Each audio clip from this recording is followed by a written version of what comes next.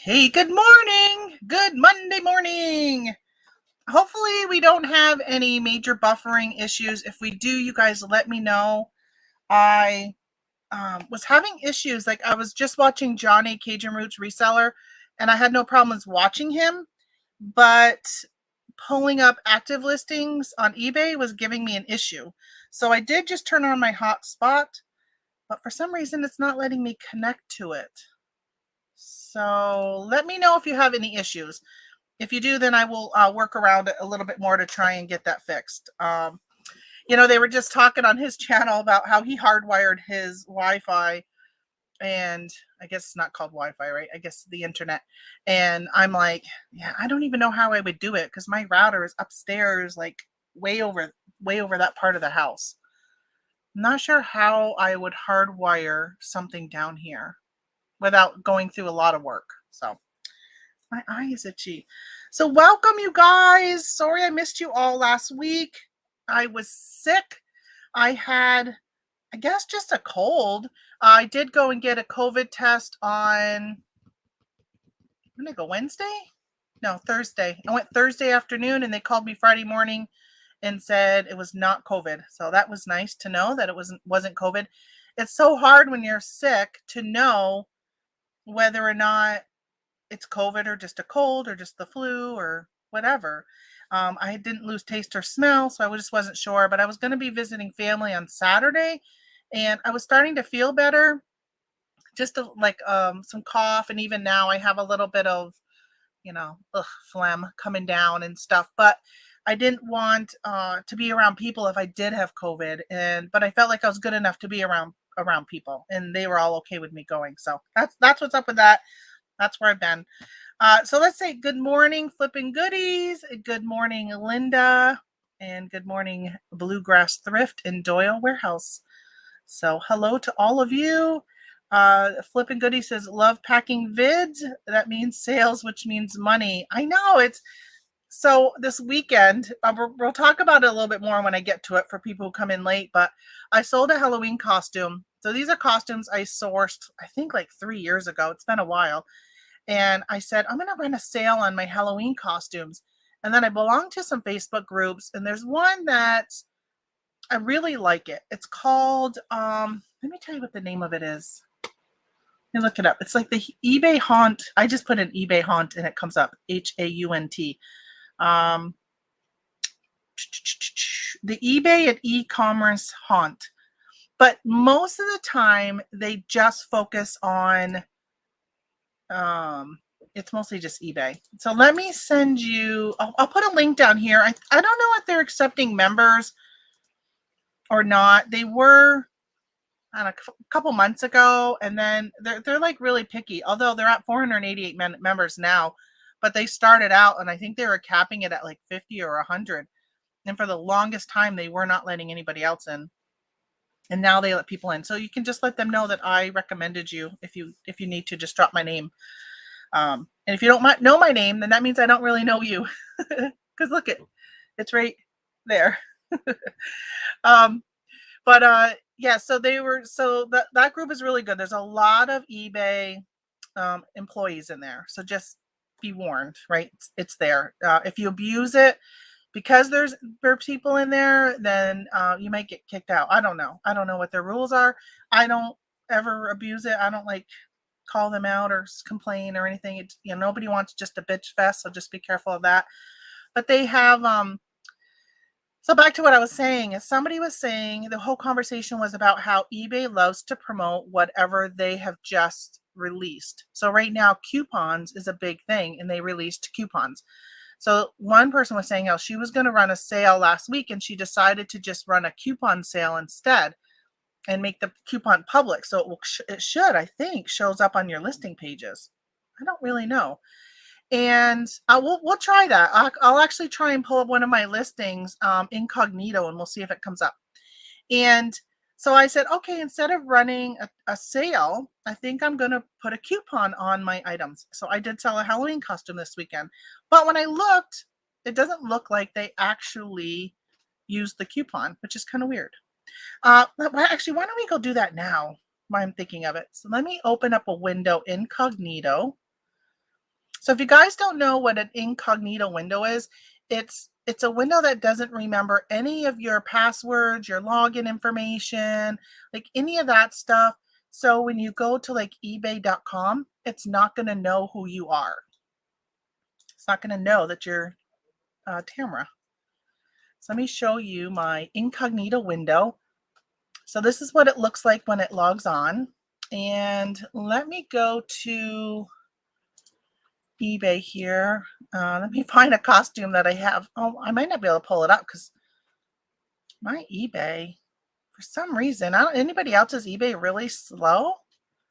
It's been like really slow. And I was blaming it on my internet.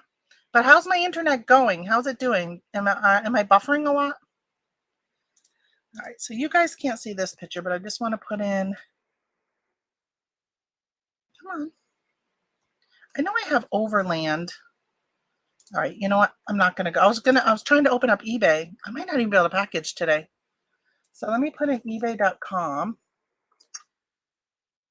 I just want to go to eBay. No, I don't want to do a secure site search. I want to do ebay.com, but don't give me my store. There. All right. So see how it says like sign in, register. So I'm all logged out. All right. Thank you, Holly and Doyle. So good. No buffering. Very good. So right now it doesn't know that I am me. So but it knows I'm like living here in this area.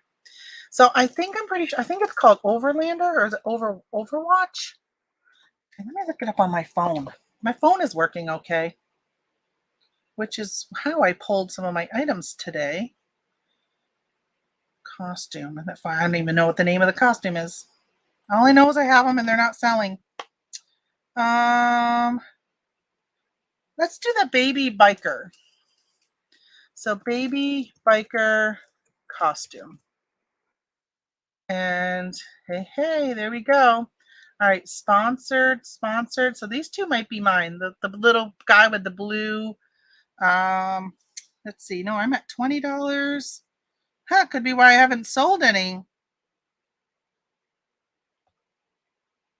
So I got them in two sides, I think. I'm at $20, so those are not mine. Oh, wait a minute. Look at this. $20, $15. Let me see if this is mine. It is not me. Okay. Oh, they're stealing my pictures, I wonder. Let's see. That looks like one of my pictures. Hold on. I want to see now. Oh, those dirty people. Pretty sure that's my picture. Because it's not a very good picture, which is why I use the stock photo. All right, so I got a coupon.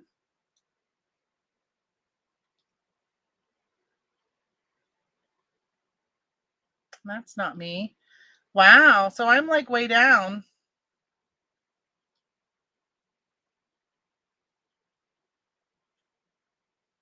Am I even showing at all? That's a good question, huh? So I'm at $20 even. I don't even see it. Wow, look how far I gotta go down to find mine. All right, so let's see what my size is. 0 to 6 months. All right, I'm not even on the first page and I'm using a coupon. Good morning, Laura and Michelle and Sandy. Welcome, you guys. So I'm just doing a little test here because I ran a coupon on some of my costumes and I wanted to see where I'm at in the search. And because I was told that these people think that maybe eBay was putting preference on people running coupons, using coupons versus running a sale. But if you can see, like this one is sponsored. So now I get different, right? I just put in 6 months. This one is sponsored. None of these are having any sales.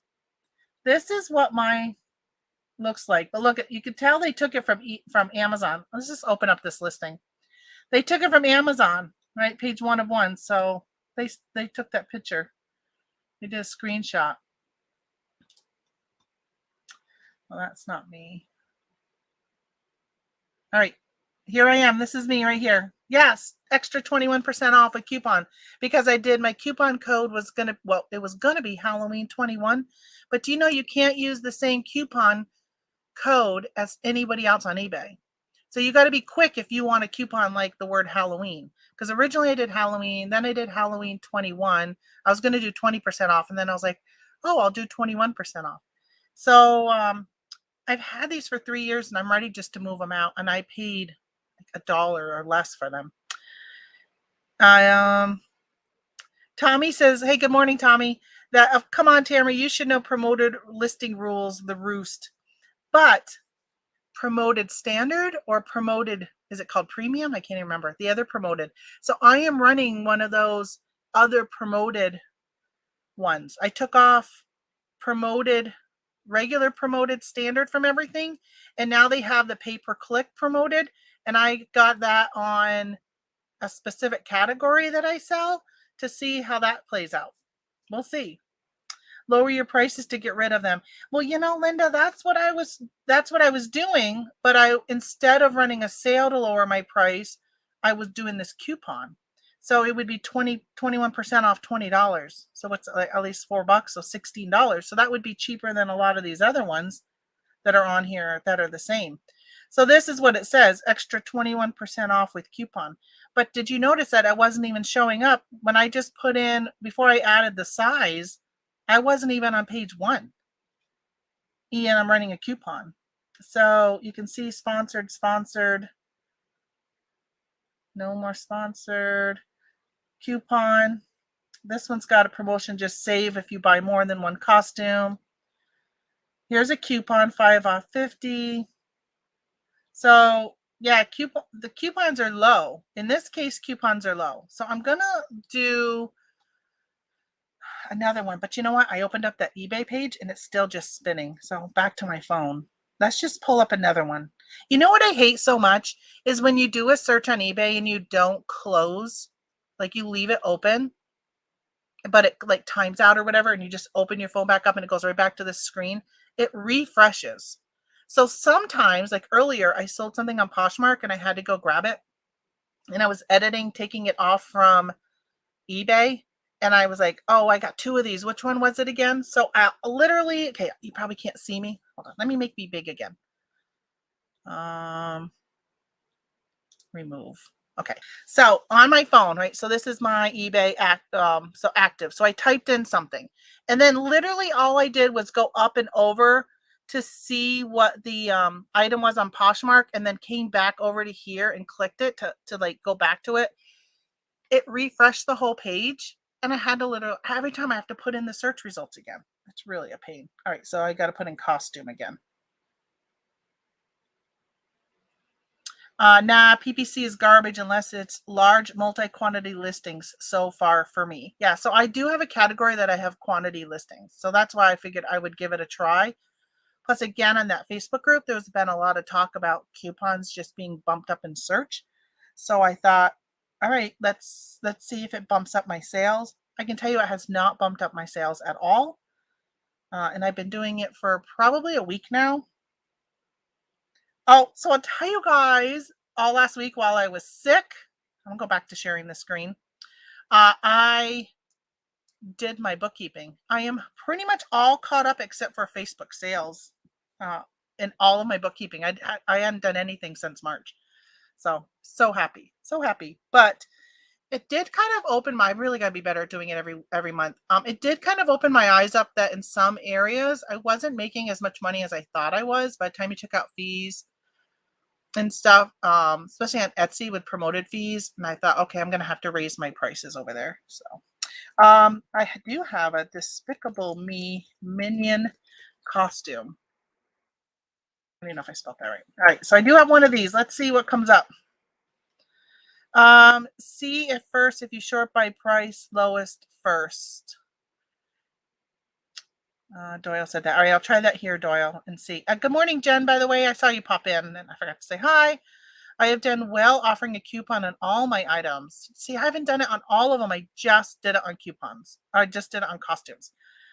9 of 20 results should be reserved for promoted listings if there is a large amount of items.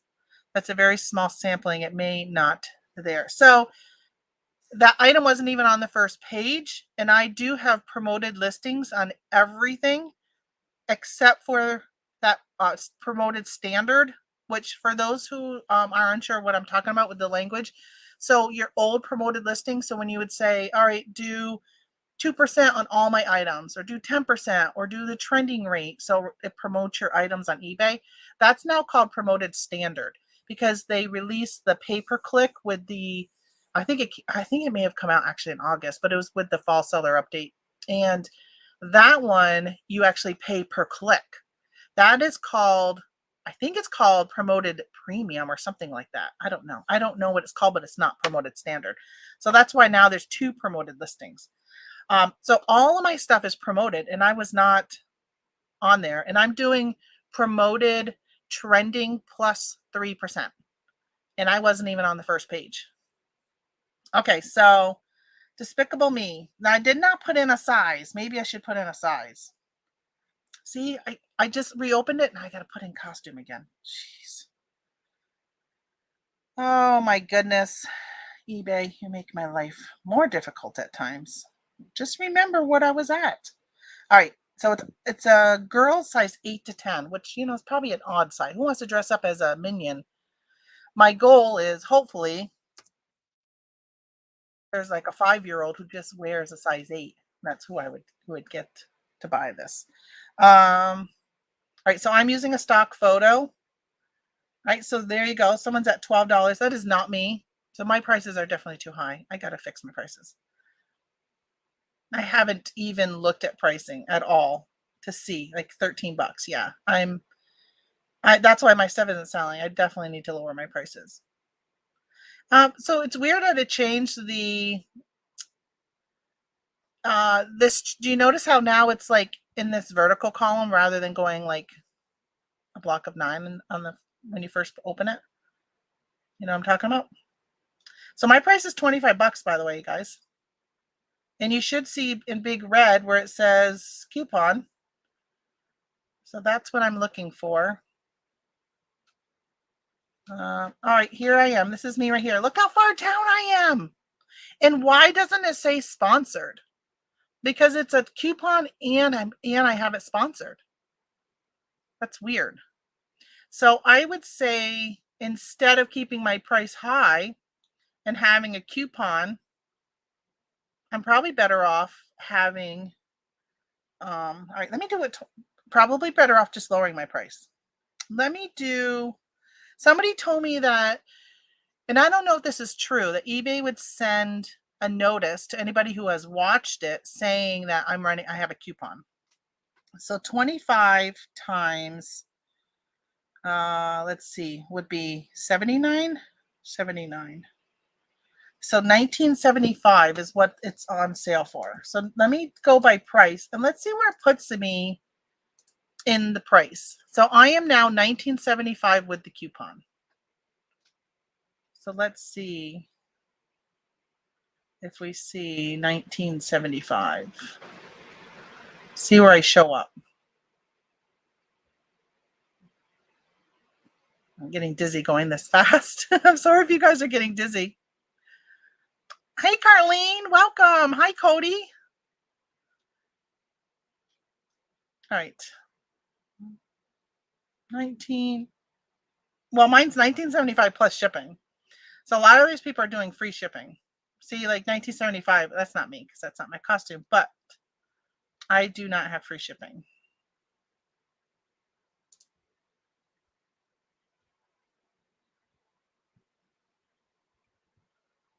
I would say I'm definitely going to drop my price. All right, so I don't think I'm not showing up. So it should say 20 and then my coupon. Actually, I'm going to go a little bit faster. Sorry, guys, if it makes you like dizzy like it's making me.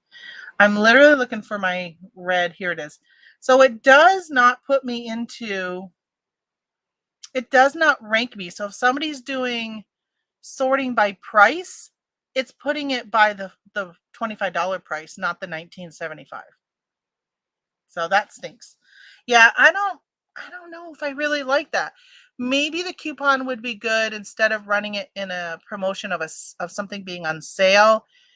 putting it in with your orders for repeat customers. Maybe that is the goal. I'll have to try that and see how that comes out. But right now, I'm not liking the coupons instead of running a sale.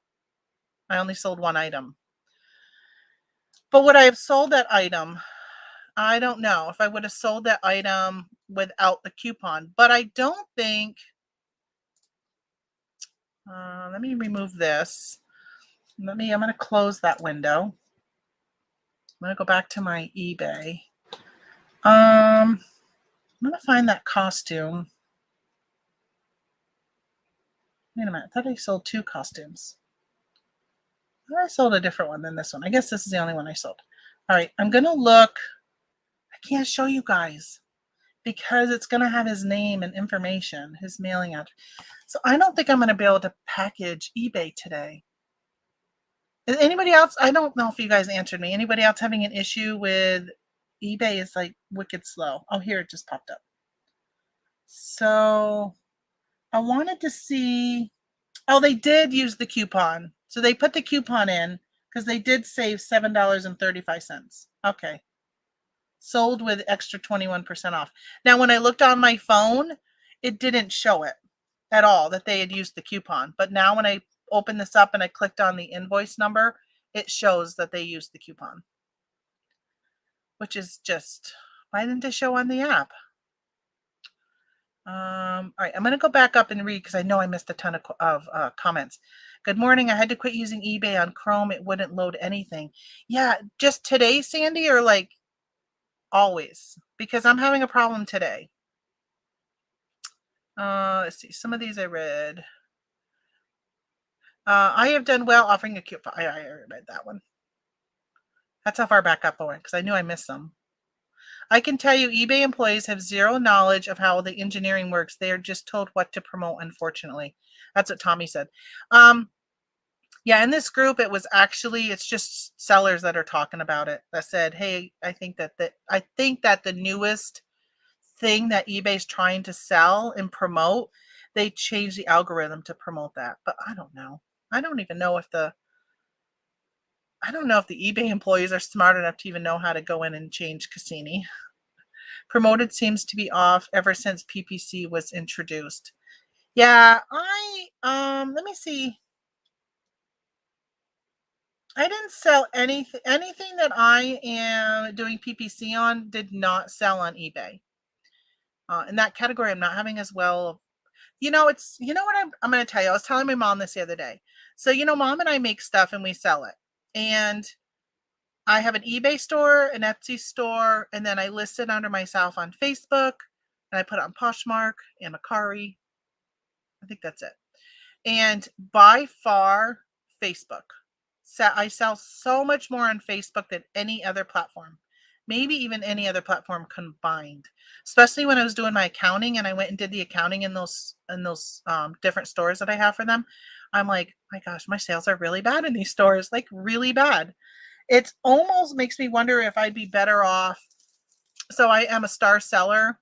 I have 4 stores on Etsy. One of them I don't have anything listed anymore. I'm probably just going to end up closing that one. And the other 3 I'm still actively listing stuff on. One I sell a little bit on. One I'm very active on sales. And then the other one, almost nothing. I'm wondering if I should, no. I could take that 3rd store and put it with my other store where I just list vintage stuff, even though it's not vintage items, they're homemade items, and see if that helps it because of the sales velocity already happening in that store. It might help with the algorithm on Etsy. I don't know. Etsy's a really hard nut to crack, I think. I find most of my sales come from my promoted listings off from Etsy, which is 15% right there taken out of my commission, which is why I said I got to start raising my prices. So I had been using cross list it to cross post. I got to tell you, I really liked cross list it, except I started having so many issues last January. So I left them and went to, I do Vendoo and List Perfectly still. I don't know. I'm crazy, but I got both because Facebook, I still have issues with Vendoo. But I like how you can cross post other things with Vendoo. And I just like Vendoo's platform better than List Perfectly. But List Perfectly, I do my Facebook with it. And thank you for all those using my Vendu link, because I'm actually getting like $6 commission every month, which is kind of nice. Offsets what I pay for Vendu. But I know guys are chatting, and I'm like, literally, I see new comments popped up my thing. I got to scroll back down, but I don't want to lose the spot where I'm just at. But what was I going to say? Oh, on cross list it, which is only $10 a month. So if you don't have any cross listing platform, it's a really good one to start with. If you don't mind dealing with some of their hiccups, and maybe they've gotten better. I talked to them last year, and I waited like a month and they still didn't fix the things. And I just was like, see ya. Like cross posting to Macari was a pain. It wasn't bringing up most of the stuff. So I'm like, why am I paying for something that's not even working? But on cross list it, when you hit the button to cross list, it would open up. So it does kind of like what List Perfectly does. So in List Perfectly, if I'm on eBay and I say I want to cross post something, I hit this button for cross list it, and it opens up another tab. That's what cross list it does. But before you do that, you can say raise my prices by 15%. On Poshmark, I'd always raise it by at least 10% or more. In Macari, I would usually keep the price the same.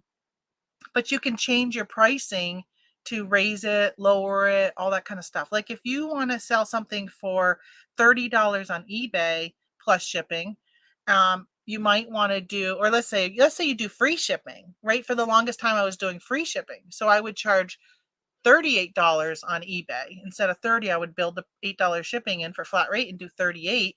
Well, when I would cross post it to Poshmark, I would sometimes take out that $8 because they already have to pay shipping. But then I've learned that everybody likes a deal. I'm dealing with that right now on Poshmark. So many lowball offers this weekend.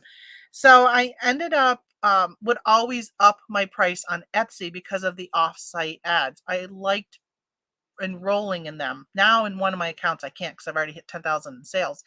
But when you're below 10,000 in sales, it's an option. Once you hit 10,000 in sales, it's not an option. They automatically put you at that 15%. Actually, I think it might be less than 15.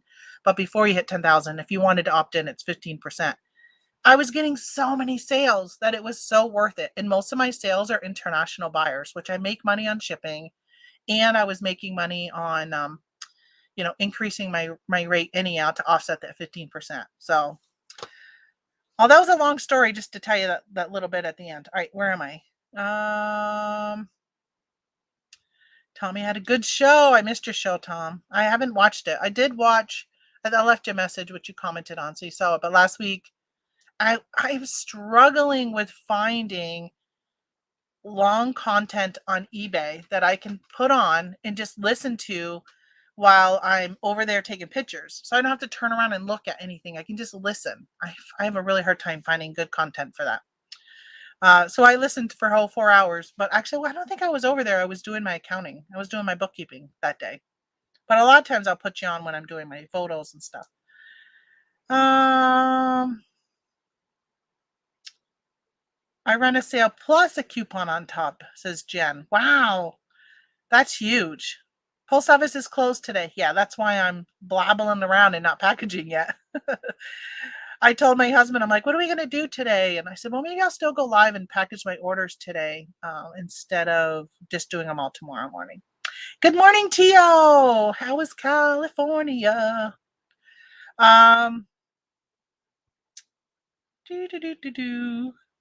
Thank you, Tommy. I did not know the post office was closed today. Laura, I hope you're joking. I hope that's what that laughing and crying is. I hate when I forget as well and rush around. I know. In something like today, it's not like your traditional normal holiday, so you would kind of forget that. Hey, good morning, Stitches. Good morning, Michael. Oh my gosh, what are you doing here? Are you not working today? Do you have today off? And okay, I think that's it. I think I'm all caught up, folks. So should I do some packing since somebody says, "Oh, I love watching you pack." And I haven't packed anything yet. Let's see. Let me show you some stuff that I sold. And first of all, I'm gonna pull up this item. So I sold this sewing pattern. And if anybody who's been on my channel for a while and have been around a while, good morning, Jane. This was, I have to thank Donna. If anybody remembers Flippin' Frozen, unfortunately, she passed away When did she pass away? Was it like just a year ago or 2 years ago? I think it may have been before COVID. I can't remember. Gosh, that's horrible for me to even be saying, but it must have been only a year ago because I haven't had these for more than a year. But I picked up a bunch of patterns because she told me to start sourcing patterns because that was something that she sourced a lot. And I picked up this pattern back when I was talking to her. She would come on this show quite often, her and Michelle, and the three of us would have working hangouts and stuff like that. And then I got busy, and I feel really bad because then I kind of lost touch with her for a few months, and then she ended up passing. I felt really bad. You know, how many times has that happened to you? Somebody passes and you're like, I've been wanting to reach out to them and talk to them, and now it's too late. So if there's somebody who you've been saying that about, pick up your phone today because you might catch them being a holiday. All right, so this, I paid 50 cents for this. It was at one of those indoor antique flea market places. And this I paid 50 cents and I sold it for $16.88, but I think it's going international because they paid $38. Yeah, it's going to the United Kingdom. Holy smokes. All right. I got to open up Pirate Ship because I'm using Pirate Ship. But before I do that, I got to go back to eBay because now they paid taxes, right? No, how come it doesn't show? It doesn't show on that screen that they paid taxes. I got to go all the way back to this other screen, which probably means I'm not going to even see it because it's not loading right today. Hey, anybody want to come on with me live? I meant to say that right away. Let me grab the invite link. I meant to say that. I can't believe I forgot to post this. And how do I put that up at the top so it stays? No, that's a banner. How do you make a comment stick at the top? Hold on. Put user in timeout. Well, I'd be putting myself in timeout. I don't want to do that. Block user. No, that's not right either. Oh no, I'm showing it. I don't want to show you. Just clicking around. I thought maybe if I hit the 3 buttons on the side, it would show, like, make it sticky. Camera, audio, green screen. No, it's not there. I know there's a way to do it. Oh, I got to go to YouTube and do it, Tommy? Thank you. Pin it on YouTube. Yes, if we do, you guys. Oh, now I have to hear myself over here. Pin. There we go. Thank you. I knew there was a way to do it because I see it on others, but I don't ever do that. So if anybody wants to come on, feel free. Come on, chat, say hi. You can just come on and tell a little story if you want, and then leave. You can come and hang out until I decide to stop. You can do whatever you want to do. Sunny in California, but not scorching hot. I'm sure it's not, Tio. You guys always have great weather. And are you in Southern California, Tio? I want to go to the Redwoods. But they're in Northern California, aren't they? Like above San Francisco?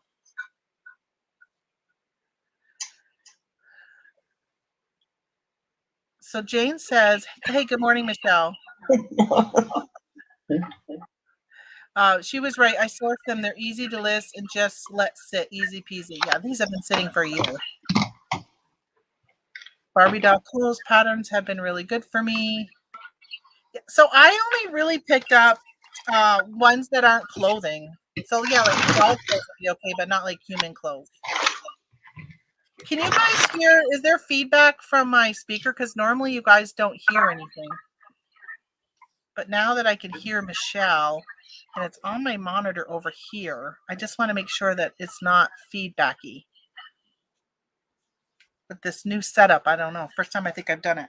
All right, let's ship this. Oh, I gotta ship this, but it's going to France, I think. No, it's going to Hong Kong. Yes, what? Yes, you hear feedback?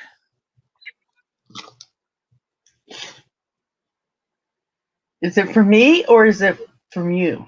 Well, if it is, it would be from me because I would have to change my output audio. It's coming from my TV. I'll wait to verify that is what he said yes to. Because you know I'm the problem is I ask like 4 questions at one time. Then with the delay, I don't always know what the never too old. Well, sometimes it's good to ask all those questions if they're all sort of related. So it's right. one sort of continuous Uh, stream of consciousness. yes, there's an echo. Okay, so let me see if I can change it so it comes out of my audio microphone. Okay, no, I want speaker. I want it to come out of my computer. Maybe this one. Okay. All right. Hopefully that's better.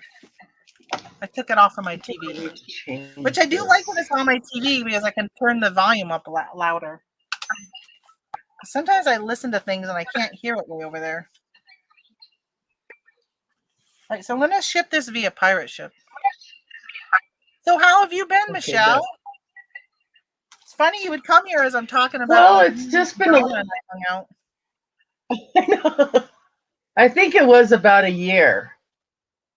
So, and I was really kind of surprised also. There's been a few resellers that have passed that I've known. One comes to mind. I can't think of her name. I think her real name was Brenda. And she had a lot of health problems. And I learned her and her husband use this phrase in their life. And it's one breath, one step. So whenever I get kind of behind something or feel overwhelmed or, I guess even medical stuff too, just it's become kind of one of those phrases, one breath, one step. And so I just thought I'd share that. You said that it just made me like take a breath and be like conscious of my breath. Yeah. It's interesting the people you meet. And there's a lot of great people, there's a lot of bad people, there's a lot of people in between. Everybody's hustling. And I think that's what helps kind of bring us together. Yeah. The hustle. Yep. I listen to such a variety of people on reselling on here. And it is. And when somebody does pass away from the community, well, you guys all saw, I was so emotional the other day with Dusty, and I didn't know Dusty, but it's just so sad to lose somebody that you even feel like you have a connection with because you watch.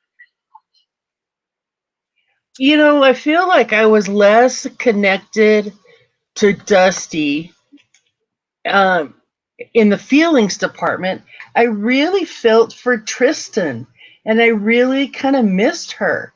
She kind of was a pickle, and she had her moments, but she was really smart also. And I don't know that she showed off her brains too much, if that makes any sense.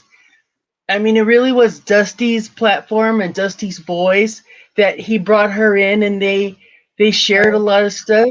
But you really saw that he loved her, like really loved her, and she loved him. So it's just interesting to see them as a couple, and you knew she was working with him behind the scenes and just doing this stuff. But when I heard she passed, there was more of an impact, and I knew her less. I've talked to Dusty a handful of times. We're not friends. I mean, we're not even living in the same state. There's no chicken on Sunday kind of thought pattern, but it was nice to know him and his experiences, and he really did share a lot. I picked up a huge lot of lithographs, and I talked to him and to Eric and a couple of other people like in one show, and they gave me some really good advice about him. And so it's just nice when you know people that can really help and have the knowledge in all of that. Yeah, and he So definitely had a niche in the ephemera. If you had postcards or something like that, because when you watch YouTube, you get to know who's kind of got niches in certain things. So if you ever have a question, you can at least go into their chat and ask a question or something like yeah. that. Well, I ended up watching. So they took down their YouTube channel because of the hate they were getting from pro vaxxers and stuff like that. And I don't want to get Right. into the whole vaccine thing on here, but Right.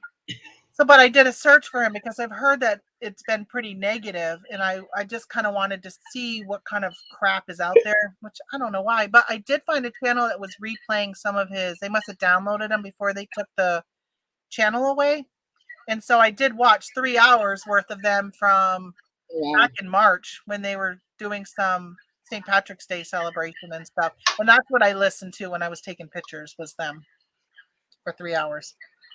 But I agree, there's not a lot of long form content for many reasons. And even some of the ones that we depended, like I missed you last week. I do depend on you in, that morning shipping chatter, reselling chatter. So when I was looking for you this morning, I'm like, where is she? What is she doing? What the hell? Did she say she was gonna not do something like take October off? Maybe I missed that. So long story short, I ended up in my office. I got my computer up and running, and there's the link for your live. So that was really great. But what is his name? Lonnie isn't doing the same amount of content. Yeah, And he's maybe not there's doing some. daily stuff anymore. I heard he thought it was boring. People really thought it was boring. Maybe so. I mean, I don't. I think a lot of us, we listen, we do pay attention, but we might be doing other things. So nobody's sitting in front of their computer eating popcorn and going, "Oh my God, what is he going to sell next?" But they have it on, and they're Right. still absorbing and they're still appreciating him. And I think the transition bringing Candace in has been pretty positive, and seeing some of the comments that she's made. And I thought positively when it first happened, but I was a little nervous in seeing some of the stuff that I saw.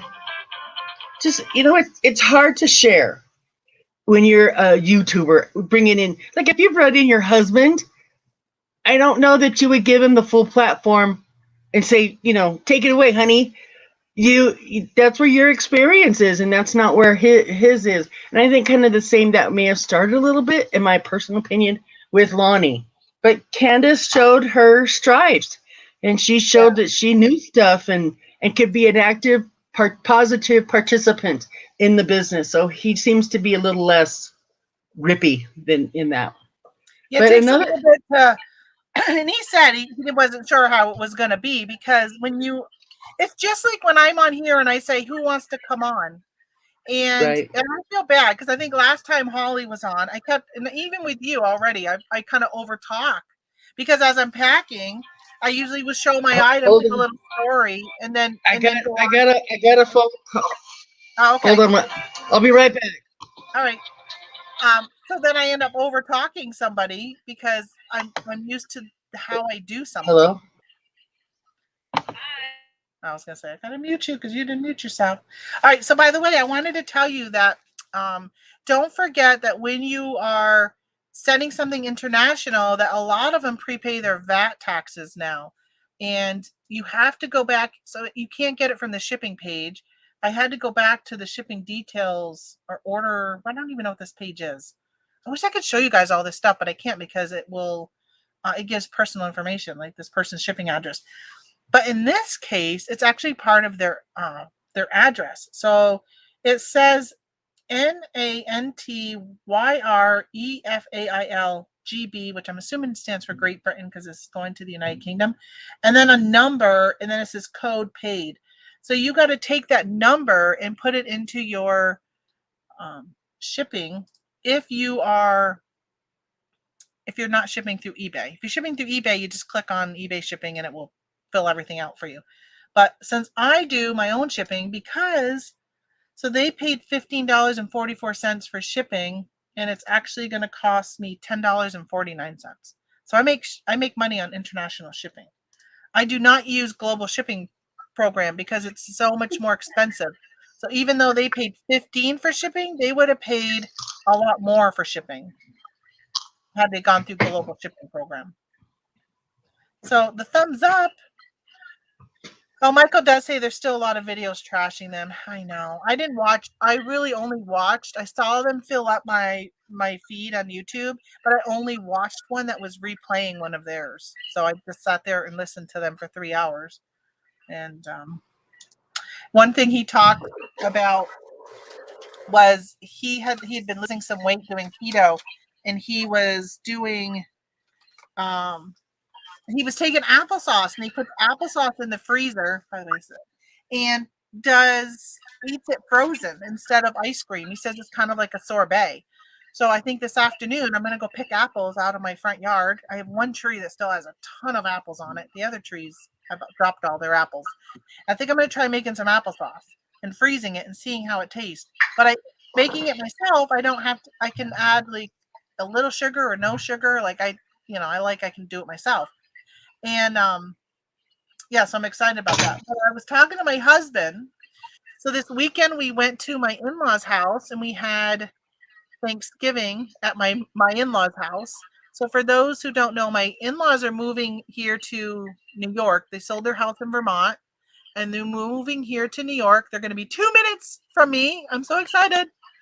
And my daughter was so upset that she didn't have the opportunity to have her last Thanksgiving, her last Christmas at their house, because we would always celebrate holidays there. And she's like, you guys have already moved and I lost my childhood home. Now I'm losing grandma and grandpa's childhood home. So really she will have no home at all in Vermont that she grew up in, because my parents left back when she was probably 4 or 5, like wasn't very old. So we had a Thanksgiving, and actually, did you guys see on my Facebook? Let me see if I can pull up my Facebook page. I'll show you pictures. I'm doing this more than packing today. I saw somebody post on Facebook that about Monday and no post office. I didn't even think about it either. I didn't know. So I'm glad also that it's a no ship day. And this, I already like this picture. Oh, I was hoping I could click on it and just make it just the picture. All right, so this is my father-in-law. This is your darling Tamara. This is my daughter. Aww. My husband, and that's my mother-in-law. So we had Thanksgiving. My son, unfortunately, he works 7 p.m. to 7 a.m. So for him to be there on Saturday, he had to work Saturday night. He couldn't make it because he was sleeping. But we stopped by and dropped off food for him. I made actually 2 plates for him, so he would have one that day and one the next day. So there we are there. So she wanted all these pictures of like their yard, their house. So there's my daughter. My daughter, my father-in-law. You guys met my father-in-law a couple weeks ago. He was here. He said hi to you if you missed that live. He was there. So I wrapped some presents. Well, actually, I stopped at the Dollar Tree and I picked up some Dollar Tree Christmas bags and boxes. And this one, I just grabbed a red one, but these were the Christmas boxes. And remember those shoes? I got those boots and socks and stuff, and I was reselling them on Amazon. Well, I kept a pair for her, so I gave her these boots. She hiked in yesterday and said they worked out amazingly. I was taking a picture of this bra the other day, and I'm like, hey, I think this might fit my daughter. So I asked her if she wanted it, and in the box that went. Guess what else she got?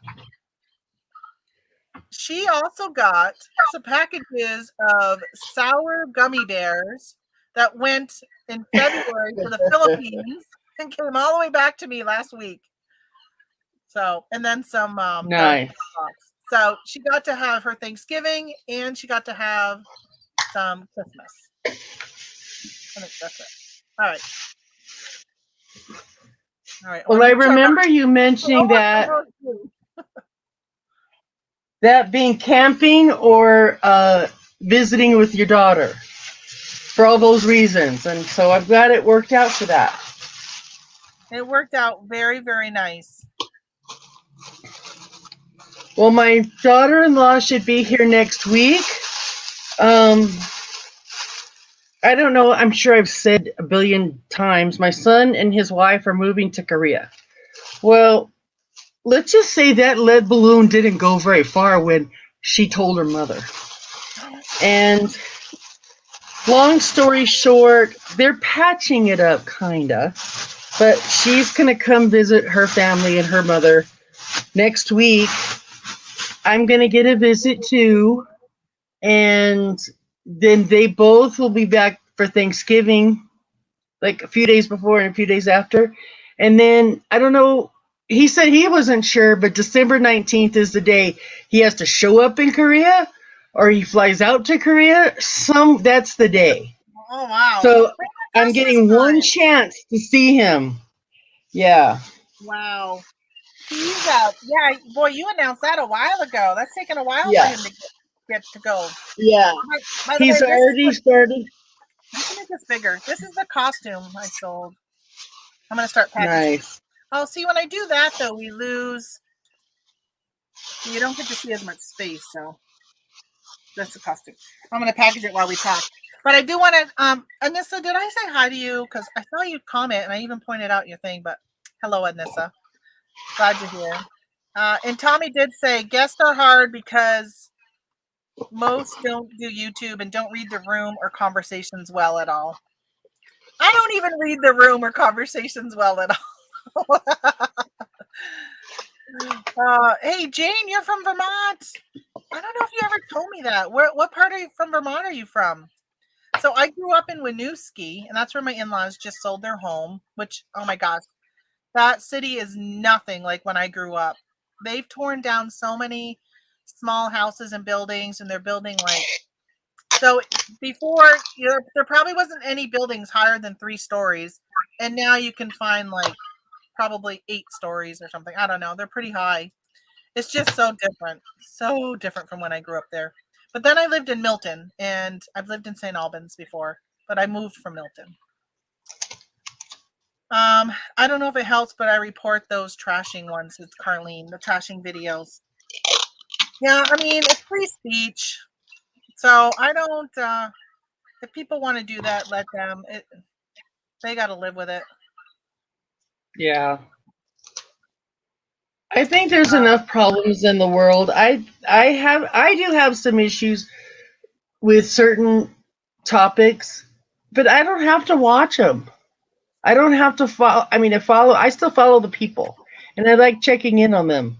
But I don't have to be a devotee of that person and to follow what right. they say. And we all have to use our own judgment, our own thinking ability of what we want Well, the and what's problem best is for us. the videos trashing on Dusty and Tristan was because they didn't get vaccinated. And most social media platforms are pro-vaccination, and they want to take down anything about anti-vax. So they would probably promote those videos even more. So Right. I wouldn't report those because I don't think it would make any difference. So Holly says you regifted the gummies. I did, and I really need to put on my list of stuff to do this week. Um, is to go to manage payments and challenge the decision that because I lost that case because the item didn't show delivered. Well, it never showed delivered because they never picked it up from the post office. So if it would have been delivered, I would have won that case and not had lost out. Not only in like $100 was the cost of the items plus shipping, but then I got lost that $20 like chargeback fee. And then so now I want to go and at least get that $100 back. So I'm going to try. I asked eBay for business, and they said, "Wow, yeah, that has been a long time." And then they pointed me anything with money, you have to do with the managed payments. Which why doesn't managed payments come up with their own eBay for business page or put somebody that can answer those questions on eBay for business? Because with the managed payments, you got to make a phone call, and I don't have time for a phone call. I just want to send you a message at 11 o'clock at night when I'm thinking of it. What's the best thing you're doing? And this is for everybody in the chat too. What's the best thing you're doing for your business that is economical that you would want to share with people? Here's mine. on Facebook, somebody was selling 500 little stickers, and I bought for free shipping. So I got a bunch of stickers, and I put them on my label, and it doesn't show eBay all over. Does it? It's not all, but it's just a little sticker to say thank you for supporting my business. And Very I'm so nice. happy. I found them for $5 free shipping on Facebook. Yeah, I used to buy them. I think it was from like Wish or something, and I get them at a really good price. And then I just stopped doing it because I didn't feel like in the long run it didn't really benefit. I don't get a lot when you sell one-offs. You don't get a lot of repeat buyers. So for Right. me, this wasn't worth paying for something. But you know what I like is if those type of stickers are good when I wrap something in tissue wrap to just kind of hold that flap down. I wish I Yeah. had them for like that. For a while, I was printing them from my Dymo, but now I just don't even do that anymore. Hey, good I morning, don't. by the way, OBX Picker. Your name is Eric, right? I think it's Eric. I don't Nice to put meet you, anything. Eric. I'm sorry, talking over That's each okay. That's okay. So the other thing is I get the bags, the trash bags at Costco. This is what I put over clothes. So I just sold a shirt. I put it in here so it's protected from the elements by the bag. But I don't know how much this is. This is pennies. And it just, so this is as cute as my inner filling gets. I don't tissue paper. I don't do any of that stuff. And if somebody sends me that, I just throw it out. I don't not appreciate it, but I'm not storing cards and tissues and stuff. So other. I don't know. That's my 2 cents. Yeah, I just really wanted to shout out I the do label, tissue. the I little tissue. sticker. I tissue a lot of my stuff. If you read my feedback on eBay, I get a lot of comments about my packaging and stuff like that. So you guys all see what I do, And I was Yeah. watching somebody recently, and oh no, my labels are empty, and and they were talking about how much money some shippers waste because they take the time to do stuff like that. Well, like adding your sticker. Yeah, that's an expense and stuff. It doesn't take much time throwing a sticker. And the tissue paper is an expense, but it's such a minimal one. But if you Right. get somebody who gets your package and is like, wow, look at the extra care she took on this. She just didn't throw it in the bag and ship it off. I mean, look how many times we get stuff from Right. Amazon and we're like, they take no pride in their products. They just shove it in stuff. Oh, speaking of that, I wanted to show you. Rules around. I want to show you something. I'm gonna bitch here for a minute. I gotta find what I did with it. Well, I think the things that I say that you wrap in paper and stuff, that's appropriate. But you're not wrapping every single thing in paper, in tissue paper, and putting bows around it and stuff like that.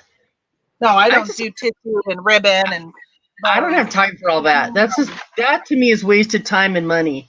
But Yeah, and this these little stickers, $5 free shipping for 500. So it's not even there's not even really a calculatable cost. But if I received that little sticker, maybe it would make me think something positive. I don't know. I wouldn't go, oh my God, I have to buy more from her. But I would say, well, you maybe it would know, at least get you a positive feedback, right? yeah, Because sometimes people don't leave feedback unless it's negative or they really are liking it, or they're a seller right, and they know how important it is. I'm gonna make right. myself big here for a minute because I want to show you guys. Oh, wait a minute. God, I never know how to do this. I can never figure out how I do stuff. Make sure I bring you back when I'm done. Because Okay, I did that to okay. Holly one day. I forgot to bring her back. So I gotta hide my information, but so I had these flip-in slides. Okay. I sent Yeah. them into Amazon, but they were not selling. That's got my name and address also. They weren't selling. So this has got my name and address. My God, my name and address on this 3 times. So I said, okay, I'm gonna pull them back because somebody came on. So I paid $20 for these at BJ's. They were huge last year And so they came out at the beginning of like April, and I said, "Oh, I'm gonna grab more because I sold so many of these last year." Well, they weren't popular this year, so I'm gonna be way back here so you can't see my information. But so there's my FBA sticker. So I pulled them all back. I think I had 6 of them. This is how Amazon sent them back, not in a box. They threw a label on it here, right? And then UPS or whatever puts a label here. There's another packing list label here. Somewhere along the way it ripped, so they taped it with their, tape. This box, like, how can I resell this in this condition and call it new when it's Right. so crappy? So all 5 of them came back like this. I mean, some of them have less stickers, some of them don't have this tape. Some of them, the top was open completely. Thank you, dumbasses. Yeah. I'll tell you, that just ticks me off so much. So if anybody watches Tommy's show, he's on late at night, well, 10 o'clock Eastern time, which is late for me normally. So he's got this guest on there called Krillin that goes on. So he says Krillin gets great feedback on packaging and uses Chinese takeout bags. I'll tell you, he definitely brings laughter to your show. I love when Krillin pops in. Yeah. He's got thick skin because he usually takes a beating and he holds it very well. Yeah, see, that's what Carlene says. Krillin is so much fun to watch in your lives, Tommy. But it's nice that he's not on there like Tracy is all the time, because then it wouldn't be as funny. It's just the fact that he comes on and he's going through Taco Bell and, oh, I gotta bring you back. You have to remind me to bring you back. I was about to. I really was.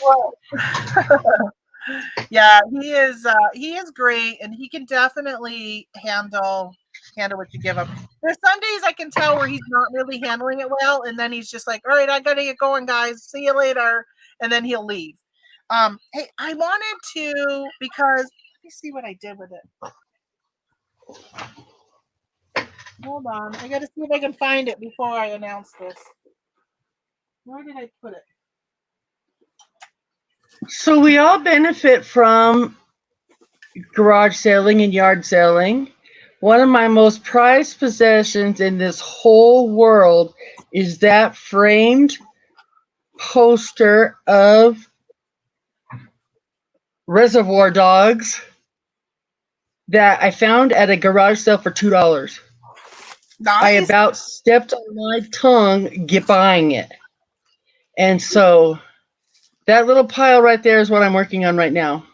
But I just love that poster, that framed art. Anyway. Yeah. I'm looking at my own background. Mine's boring. At one point, I was going to do back when I was facing the other way, I was going to put stuff over there, but I ended up not doing it and actually listed the Grogu poster the other day on eBay. But I'm going to do a giveaway. So all of you who are here in the chat, I'm doing a giveaway. I see most of my regulars are here. So if you're not at your computer, get at it. I'll give you a few minutes warning. So you probably saw me drinking from this cup this morning, and I don't usually drink coffee when I'm down here in the morning because it doesn't do well with my stomach, and I usually have to say, "Hey, I'll be right back." But I had, back when I bought that, I bought another one. You guys remember, it was like forever ago, maybe a year ago. And so let's give this away today for anybody who wants an eBay coffee mug. So it looks just like this one. I bought 2 of them, and it's orange. Love it. It's nice. It's nice because it's got like the lip isn't really, really thick. And I like thinner lips when I go to drink. But let's do a giveaway. And I think I might be able to ship it right in this box. Let's see. Let's see how much this weighs. I'm going to do cubic with this one. Over a pound. So it's going to go cubic. Yeah, giveaway time. Let's see. Let's figure out, how are we going to do a giveaway? What should I do for the giveaway? I think, let's see, there's 21 people in here. We'll just do a pick a number like I normally do. Or you know what? Maybe, yeah, I want to give it to somebody who's here in my chat, not anybody. Because I was going to say you could just leave a comment and I'll do a random picker. But no, we're going to do it to only people who are here today. Okay. Try to buy a piece of paper. All right, I got a sticker here. I'm going to write a number down on my sticker that I have extra. I got to find something to write with. I'm so discombobulated here. Oh, StreamYard has a giveaway feature? It does? Where do I find that? We'll be your guinea pigs. I know. If I can do, I don't do giveaways very often, but I do have a T-shirt too. I got to give away at some point. Where do I find that? Video clips, backgrounds, banners, brand, private chat. I don't see giveaway. Invite, share, mic, stop cam, mute.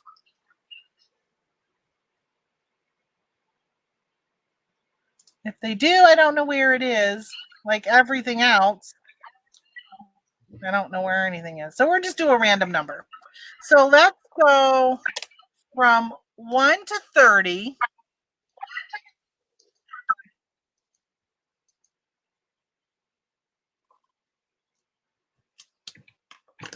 All right.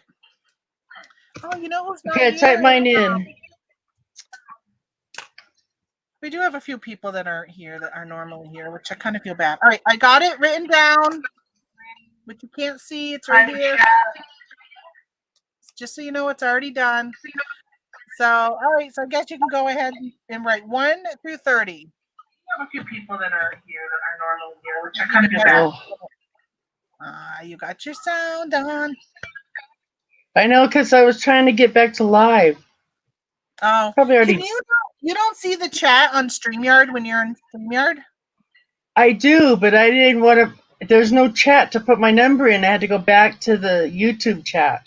Oh, okay. So you can't chat within StreamYard as a guest. I can chat with you. I just can't chat as a whole. Oh. Right. You can do private chat. Right. Which is funny because I was clicking on that earlier today and I thought, oh my gosh, I never checked that. But then I thought, well, who would private chat me? Because I never have people in my chat. All right. About ready to call it? Everybody got their number in?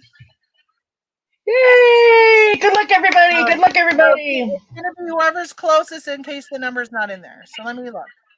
I got 16, 24, 17, 18. Make sure you click the thumbs up. Yeah. Yeah, you have to click the thumbs up. I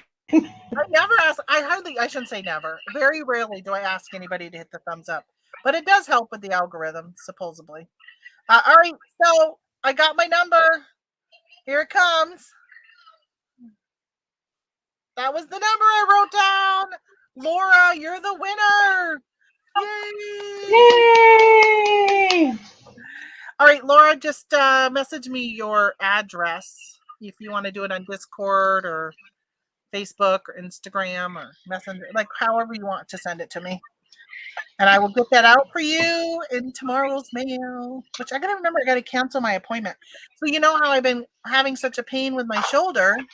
Finally got physical therapy appointment last week, Monday, but I had to cancel it because I was sick. And they're like, oh, call us when you're feeling better. Well, I got to wait till tomorrow. And then they told me it's going to be another 2-week wait, though, before I can get in. So I'm so bummed. So bummed. All right. I wanted to show you a couple things that I sold that I picked up recently. All right. So if you're in my Discord, I told people that Walgreens was having their 90% off their summer stuff and back to school. So if you're not a member of my Discord, what are you waiting for? I always tell people it's in my description down below, but for some reason when I do these live, my description doesn't populate. So I got to somehow go back and add the description. So I don't click around my videos until you find the description, until you find a Discord link. So I picked up these little notebooks at Walgreens for 10 cents a piece.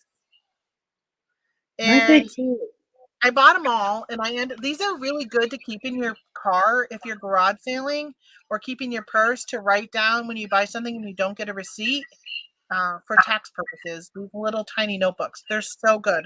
So I put one of every color that they had into a lot and sold this like this. So I have 50 cents into it because there's 5 books. And I only had 2 of them because I bought all of them. So I bought out 13 of them because I got 3 blue ones left.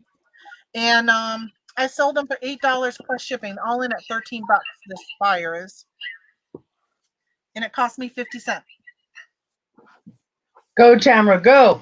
I know. So it's not like obviously your average sale price. You know, you're only selling it for $8, so it's not huge money maker, but it's simple. Simple. I'm just literally going to throw it in one of those padded envelopes that I get for free, which I got to go on and use my coupon for supplies. Do it now at the beginning of the quarter, so I have it to use all through the quarter. So simple. Not bubble. I'm not. I don't bubble it, and I don't put anything on it. What is it? Tissue paper it. 10 ounces. I didn't look at the date. Hopefully the date is coming up correctly on here. Hopefully it will show tomorrow's date. This is going to Indiana. You know, speaking of watch times, I don't really watch TV anymore, but my son would asked if I'd watch Squid Games. And I took the yesterday off, and I basically binged the whole first season. It's really a good show. What is it? Games. It's a Korean show. Oh, is that the one with cookies? Yes. Do they do something with cookies? I heard on the news yesterday that they're coming out with their own cookie line or something now. Yes. It's really good. I could tell you about it, but I don't want to ruin it. If you want something, there's like 9 episodes. They're about an hour long, and you could easily watch it over a week or while you're listing it. I think there's an English version. What is it when they interpret it? Anyway, I listened to it in Korean and read the subtitles. I really just reseller myself yesterday. I did. That is always nice to do. Yeah, I gotta go grab labels. I can hear you while you're talking though. No. So I would if you need something new to watch or want something different to have on, you want to watch this show. It's not necessarily a listen along. Totally, you could, but some of the things they do are just interesting. And it's about kid games, basically. That'll be the hint that I'm giving. I heard it on the news. They were talking about it recently, and I'm like, oh, wonder what that is. It's like the #1 trending show on Netflix. Oh wow, that's why I don't get Netflix. Okay. Yeah, remember, my husband asked me, or my son asked me last night whether or not I'm watching What If on Disney Plus. I don't know if anybody watches that. I think it's like, what if there's like Wonder Woman didn't become Wonder Woman or something like that. I don't know. I don't have Disney Plus either, but that would be interesting. Well, has anybody been watching Ordinary Joe, the TV show? Well, you said you don't watch TV, normal TV normally. Well, they got a show called Ordinary Joe that I really have enjoyed that. All right, come on, trying to feed my label. I go to my neighbor's house, and she doesn't have cable or internet to her TV, so she has regular antenna TV. That's when I get my TV. Sometimes it's the news. Sometimes it's those game shows. The other night, it's not Law and Order SVU, but whatever the little sister show is that was feeding into the cross show they were going to do, I watched that. And that was pretty good. I liked it, but yeah, I don't need TV with YouTube. There's such a variety of stuff. I have a brother who doesn't have TV, normal TV. But he does have Hulu and Netflix and Amazon Prime and all that. A lot of times you don't really need it. My in-laws came here. They don't watch normal TV. At home, they watch like just old shows, John Wayne movies and stuff. So I set them Right. up with my Roku, and I said, "Well, you can go to Tubi and you can watch like all these old movies." They were here while we were gone, and for our trip this summer. So for 3 weeks, all they did was watch Tubi, and they're like, "Well, we're going to get rid of Comcast because we're not even like, if we can just use this Roku stick and get everything that we want." And so that's when they move over here. That's really what they should do. They shouldn't get. They shouldn't set up. They should cut the cord and just do like Roku. Well, there's a lot of movies and audiobooks on YouTube. Maybe not all the best stuff, but there's quite a bit for free. Just throwing that out there. Mm-hmm. Yeah, see, Jane says you have a Roku. So when we camp, we just use our Roku, and I use my hotspot, and that's what we watch on TV at night. I sold another one of these cross stitch kits. Can you see? At some point, somebody was trying to sell that for $3. Originally, I guess it was $27.99. What did I sell it for? I guess I clicked the wrong thing because it came up as the notebooks. That's not what I'm shipping. We'll throw it in here. We'll throw it in this one. Unless it's over a pound. Make sure it's not over a pound. Let's see. My gosh, it's taken so long for things to come up. I think I'll throw a business card Well, my in. dog was nice. Yeah, don't forget the business card. Well, we only put business cards in for where you, it's going to a woman. I think that's my target. well, that and what you sell with the variety and the homemade stuff, to me, it makes more sense to do that. I sell mostly one-offs, and I would like repeat buyers. I do have a few repeat buyers, but it's not a target audience for me. Yeah, I don't have one for my eBay store. This specifically goes to my Etsy store for the business with my mom. And I don't think it's working because I don't have any sales there. So putting in a business card, I don't think has worked one bit. Now, if I was to put a code on it, which I think I really need to do, it'd be interesting to see if maybe, if I did 20% off or, something like, even if I broke even, just to kind of test and see if the coupon would work. By the way, I sold this for $18 plus shipping. I figure I got about $1 into them. And of course, eBay's not working. We have an antenna, but turned off our cable and picked up YouTube, Hulu, and Netflix and Amazon Prime. Yeah, we have Hulu, and I have Amazon Prime, which I still don't know why I do it. I never get anything in 2 weeks. I'm lucky if I get it in a week. But we still have DirecTV, and I pay I think $130 for DirecTV, and that doesn't count my internet separate. $70 a month for the internet. My son moved from Albuquerque to Washington, D.C., and he said, "Do you want to buy my TV?" And I felt like I was being a good mother when he said, "I'll sell it to you for $250. Then I saw other comparable TVs for less than that, and I'm thinking, that scoundrel.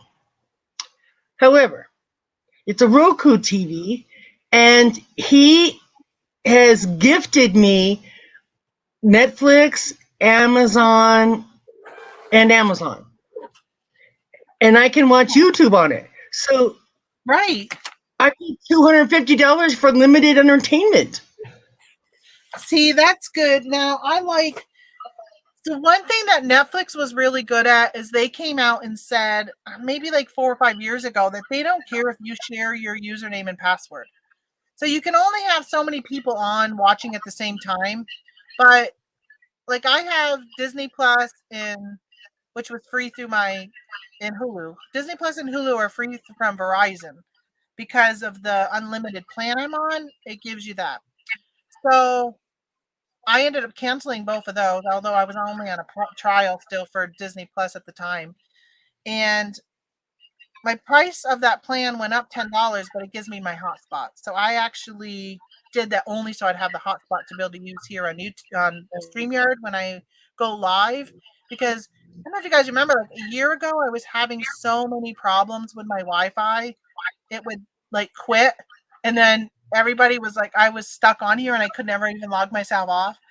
So I actually ended up upgrading the plan to have the opportunity to have a hotspot because it cost $10 more to have that. And I was like, why have that if I never use it? I wasn't traveling anymore for my previous job. When I was working for the government, I had a hotspot because I used it all the time. Roku has tons of free TV shows and movies. Yeah, there's what did I watch on Roku recently? A lot of the shows are short. I noticed like they have like documentary things, but they're like 15, like Joe Jonas. It was something to do with Joe Jonas. They're like really short episodes. But we also need live TV to watch football. So I'd have a really hard time cutting the cord and not being able to watch live TV. Unless I did Hulu Live, and at that point, that's expensive. You might as well just have cable. I did a trial period with Peacock, and they have live sports. I don't know if it's live football, but they had, I think, live soccer. I want American football. So I sold these socks, which just say ho, ho, ho on them, which is kind of weird. Christmas socks. And they're like a cheap ones. They're ones I got from Party City. I probably didn't even pay a penny for them. Let's see. I used to have really small envelopes. I wonder what I did with them. Oh, here they are. You know, we're talking about really small poly bags. So wow, that is small. Yeah, I'll make them fit. So I sold these. I took a best offer of $5 with free shipping. But I've had these for 3 years, and I'm just like, get out of here. What I really need to do is bundle the ones I got left. I got 5 pair left, and just be like, okay, buy all 5 pair for $10. Because it's probably going to cost me, what, 3 something to ship it. So I'm only probably going to make $1 if that. But I've been consistently listing this last week. Not a ton, but consistently listing, and I think some good stuff. Okay, my own ego, I think it's pretty good stuff. I have 4 things going out today, hopefully more by the end of the day, but they're all old. They're all old inventory. None of the new stuff that I've listed. Oh, see, I'm having a mixture of both, new and old, which I love it because I love that the older things, like I got a shirt I'll do next. I've had listed for years. Well, back when I had a wood background. Hey, Carmen. Hello. Love watching and learning. Welcome, welcome. All right, this is only 1 ounce, by the way. It's taken forever. Come on, eBay. Why are you so slow? I wonder if they're working on it today. I keep blaming it on my internet, but I don't think it's my internet. I was watching YouTube earlier, and there was no buffering in the YouTube. And you guys have said I've been fine. You're less glitchy to me today. Every once in a while, you'll buffer, or like, I don't know. Yeah, you'll buffer like about a second or two, and then it'll go back. It'll be regular. Oh, like normally.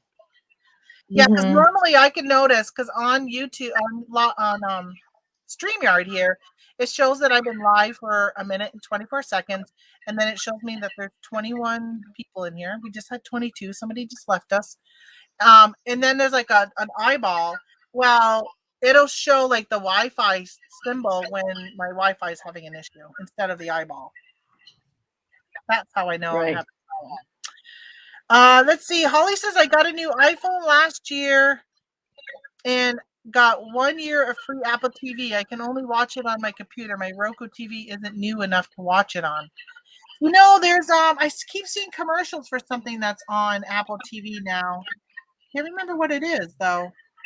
But I'm like, oh, that looks really good. I wouldn't mind watching that. But I'm not subscribing to another thing. Could you imagine if you paid for like Peacock, which is NBC, and then CBS has their own app that you can download and pay for because they have Big Brother. You could, if you pay for it, you can watch Big Brother all 24 hours. And And then Paramount. Paramount, Disney or Discovery has theirs. Who was I watching the other day? And they have theirs. Oh, Fox News has one. And I'm like, Fox Nation, I think it's called. I'm like, by the time you paid for all of that, you would be paying the same amount for a cable bill. And a lot of people cut the cord to save money. It's ridiculous. Yeah, I get ESPN for free, but I don't watch it. But I get and I also get the Discovery for free with my phone plan, but I haven't started it. Actually, I think I only get 6 months, but I haven't even started it yet. I think I think it's the way it's going to go. These big companies that offer these packages. Okay, if you have a package, the complaint is you only watch 3 channels of the 4,000 you buy. Right. Okay. Exactly. So then you're now we're all transitioning, maybe slowly, but you know, some just have Netflix and Amazon, some just have Hulu, some just have nothing. They'll just do YouTube. I bet there's a ton of younger kids that just have YouTube and maybe pay on demand for the few things they want to watch. Yeah. Yeah, my daughter doesn't have cable at all. She's like, because I'm like, oh, whatever's on tonight, or like when Big Brother was starting, because we used to watch that a lot when she was a kid in high school. And I'd be like, oh, Big Brother starts tonight back in June or July when it started. And she's like, oh, we don't have live TV, remember? And I'm like, oh, that's right. But yeah, they don't do live. So this is the shirt. I listed this probably 4 years ago. Ugh, it's kind of ugly. It's brand new with tags. It's a Hagar. It's extra large. Brand new with tags. It's not ugly. This is nice. It reminds me, I have a friend and we'd talk about my sales and stuff. I'd say, well, it's vintage. And she would say, not everything vintage is good. Yeah, but then it becomes, then if it's not nice, you put the word, what is it, kitsch, whatever how you say that. But you put that in it, which means it's ugly. I sold something one time to a kid. It was actually a vintage shirt, a button-up men's shirt, I think. And it sold. I Googled the address because it was going to Hollywood. And it was like Hollywood Boulevard. And I'm like, what is that? And it was a kitsch museum. Am I saying that word right? Kitsch? I think so. That's how I would say it. Okay, I have something to show off. I'll be right back. Well, I had to Google what that word meant because I had never heard of it. And that's when I found out it meant pretty much ugly or different or weird or whatever. So that shirt is now in that museum. I should go there sometime. Next time I go to I'll see you later, Laura. Next time I go to California, I should go there. Although I don't know when I'll ever be going to California. And if I go to California, it definitely won't be Los Angeles or below. Because I would have my husband with me, but I want to get him to the Redwood Forest. Yosemite National Park. I want to go there. That is on my bucket list. Are you ready for my ugly shirt show and tell? Yes, we love ugly shirts. Okay, you have to make me big. I sold a book and the address was Young Sheldon in California. Awesome, Holly. All right, you're big. That's not ugly. Is it waves? It's waves. It's actually okay. You can take me down now. I don't think that's ugly. Is that vintage? Is it single stitch? Yep. Did you already list it? Yep. Did you put? Did you sell it? Nope. Did you put all over print in your title? Yep. Oh, okay. Zia International. Oh, it's made in the USA, which is always good. It doesn't. Okay. Okay. So I did the homework, I did the research, and I didn't find it, and I wasn't using the one key word that I should have. But I thought, I put it down, I thought, well, this is bullshit. I'm not doing this anymore.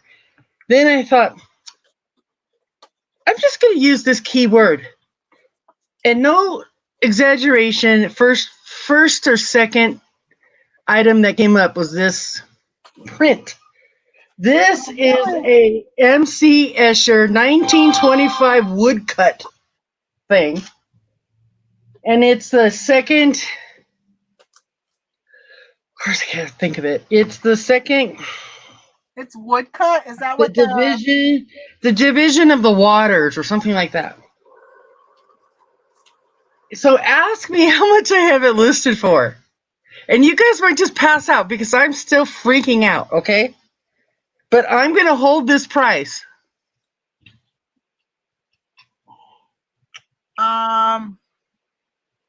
I have no idea. It's really cool though. I can definitely see some hipster wanting to wear that. $700. Oh my gosh! Where did you get it? My mother gives me clothes so that Oh, she's purchased. She would just about choke if she knew this is right. what I have this shirt at. Well, I First of all, remember my in-laws were throwing away so much of their stuff because they're like, "Oh, we don't need this anymore. It's old. Nobody will want it." And I'm like, yeah, "Do not ever throw anything away without taking a picture and asking me first." yeah, And there were so many things. I'm like, yes, just give it all to me. And then it got to yeah, a point where I'm like, bring it all to me or leave it and I'll pick it up. And then if yeah, it's not good, I'll take care of bringing it to the dump or yeah. donating it or whatever. But they were Yeah. throwing things away that I would have at least donated. But I'm like, they just Oh don't yeah. realize. Like, how many people would be like, oh my gosh, I found this in the back of my bathroom closet and I haven't used it. I'm going to get rid of it because I don't need it. But you look it up and it's $100 bottle of shampoo or something like that. You're just like, what? Absolutely. Or oh, No, here's absolutely. that shower cleaner. I never installed it. Right? You know that one that sprays your walls? Those sell Mm-hmm. for hundreds of dollars. But so many people would just throw it away because they're thinking nobody wants that. Who's going to buy that? Yeah.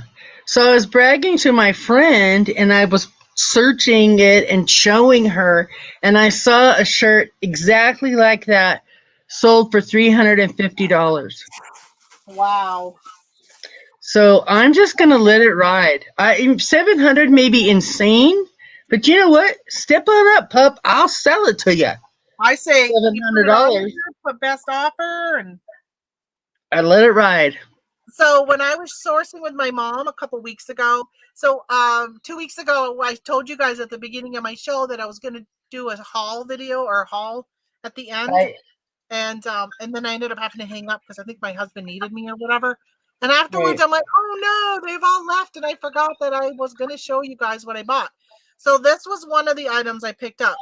They had these were 99 cents, and there was about 8 of them, all different castles, and they all had this like crystal on the top. And so I listed them all. They're now all on eBay. Uh, oh, 69 cents. So it must be with tax. No, wait a minute. I paid 69 cents for this, not 99. 69 with tax. So I sold it for $18 plus shipping. They're all in at 28 bucks. But all of this. So I grabbed them. I'm like, there's got to be somebody that collects those. Oh, and it had this on the bottom. It's from a company Nice. called Spoutiques. Come on. Well, it doesn't want to. But look at the price. I don't know if you can see that. $33.99. That's how Yeah. much that was originally when they bought it at the store. So I was like, oh, yeah. I didn't even look them up. I'm like, I'm just going to grab them and we'll see. I got some stuff in my car I got to empty out later. That there's a lady down at the end of the road, and she puts out stuff on a table at the end of her driveway, and it's always beautiful collectibles. And I drove by on our way to Vermont, and I saw she had some stuff out, so I threw on my brakes and backed up, and ended up grabbing a bunch of stuff from her that I want to look up because she had like Japanese, they're like metal, almost like a cast iron teapot. And I also got some, the peach lusterware, but it's made in Japan. A teapot, a sugar, and a creamer. And then I went back yesterday to pick up some stuff. My mom was with me, and I ended up getting a set of 4 plates by Homer Laughlin. They were really nice condition. So I got to look up those. Let me think of what else. Oh, I got some ramekins. But she has things like Pottery Barn stuff. And do you know I was looking something up the other day, and it was a Pottery Barn. I think it was a Christmas stocking with a gnome on it because I was looking up some gnome stuff. And that sucker goes for hundreds of dollars. I'm like, I gotta buy that. I gotta find some of those. Yeah. Some things are just crazy. Well, and sometimes you don't know what you have. I mean, my mom, I'm telling you, she brought four bags of clothes. Most of it's plus size women's wear. How she has this size large vintage T-shirt with that's black and white, I have no idea. Right. Who knows where she picked it up? But that's exciting because even if you were to settle and you sold it for $350, right? I mean, that's a great profit. Mm-hmm. Yes, ma'am. I wouldn't settle. I think I say on here all the time that there's things I get, I'll hang on to it. People will send me offers, and I'm like, no, I'm going to hold on to it because I have a feeling I can get more for that than what they're offering. And it might take another month, but then it sells for a full price that's so much more than what that person offered. I had an offer on something the other day that I hate when you list something, like you just list it and somebody sends you an offer. And I'm like, oh, I just listed this. I really feel like I did my homework and I figured out how to price it. So I will not accept an offer if it's like a really big difference. But if I've had the item listed for a year, 2, 3 years, and somebody sent me a big difference, sometimes I'll be like, okay, like those socks. I normally went to sold those socks for $5 with free shipping, but I'm like, they've been listed for 3 years. It's time to get them out of here. I mean, and how much can you really sell? Those are things that I took down. But then when eBay gave me 19,000 listings or whatever it was, I was like, oh, okay, I'm just going to put that stuff back up. Because I had pulled a bunch of stuff to put in a garage sale or to donate because it was costing me 10 cents every month to relist it. And I was like, I'm going to get rid of all these things that are not selling, that are in the long run, the fees. You had $100.20 a year for a $5 item is, you're losing money at that point. Exactly. I'm just amazed. There's a few people that I watch, and I'm just amazed at the price they're getting for some of their stuff.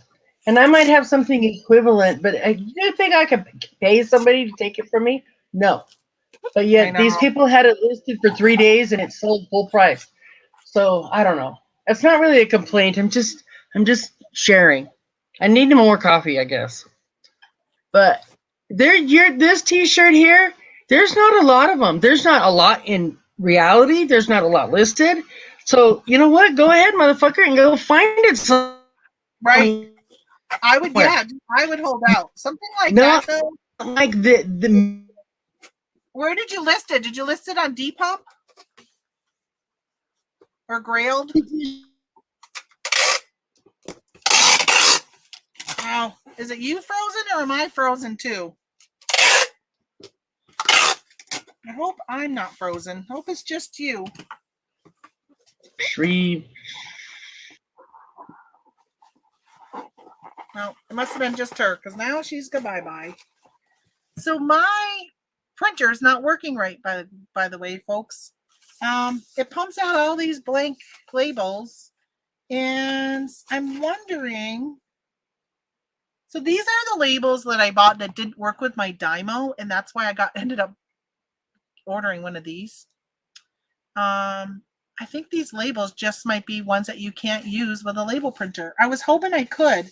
So see how there's not any, like, there's no holes over here on the edges or anything. And with the Dymo, you have to have holes on the edges for the Dymo to pick it up and know that it's a new label. This one doesn't have any. And I thought this Munbian, whatever it's called, would be fine, but it doesn't look like it's going to work. It stinks. That stinks because I got all those labels. I need something to put right here. I need an air pillow. Oh, Michelle's back. I'm going to add Michelle. Hopefully you don't again. I'm going to go find some air pillows. And I'm going to use the little girl's room because I've been drinking all that coffee and my bladder says, go to the restroom. I'm going to go get some coffee. Nuclear peace. Have that as a topic. Nuclear peace.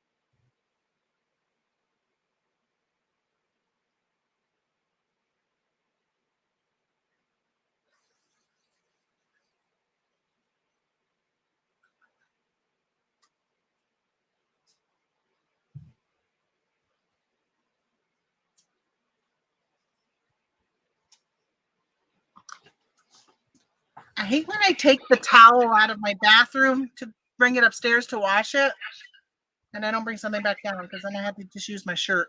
Okay. Here's some air pillows. That's what I needed. Both are on break. I know. Hey, good morning, Glenn. Michelle doesn't understand the concept that when you have a guest on, they're supposed to hang out while you take a break. I'm so sorry. I took it as a segue because I wanted more coffee. That's all right. It was a quick break. That was a quick potty break. I only went down around the corner and back. I'm only right there. Well, it was a quickie. So I think I mentioned before that I take Jardiance, which is a diabetes medicine, and the whole purpose of it is it pulls just sugar from your kidneys. So when you're on it, it makes you go to the bathroom more. So a lot of times I take my medicine after I go live because I would be going to the restroom all the time.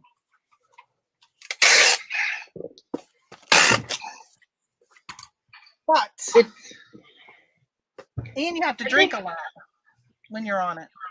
I think I have moments. You think sometimes I think I have moments where I'm going to the bathroom more, and then other times I'm holding it like a camel. So I guess I'm not as consistent of the pee in going pee potty. I don't know. Feels weird having this conversation to the orbit. to the whole world to sit here and listen to us about our bathroom breaks. So I talked to my old boss, I think it was a couple weeks ago. We chatted and we hadn't it was actually the day before my birthday.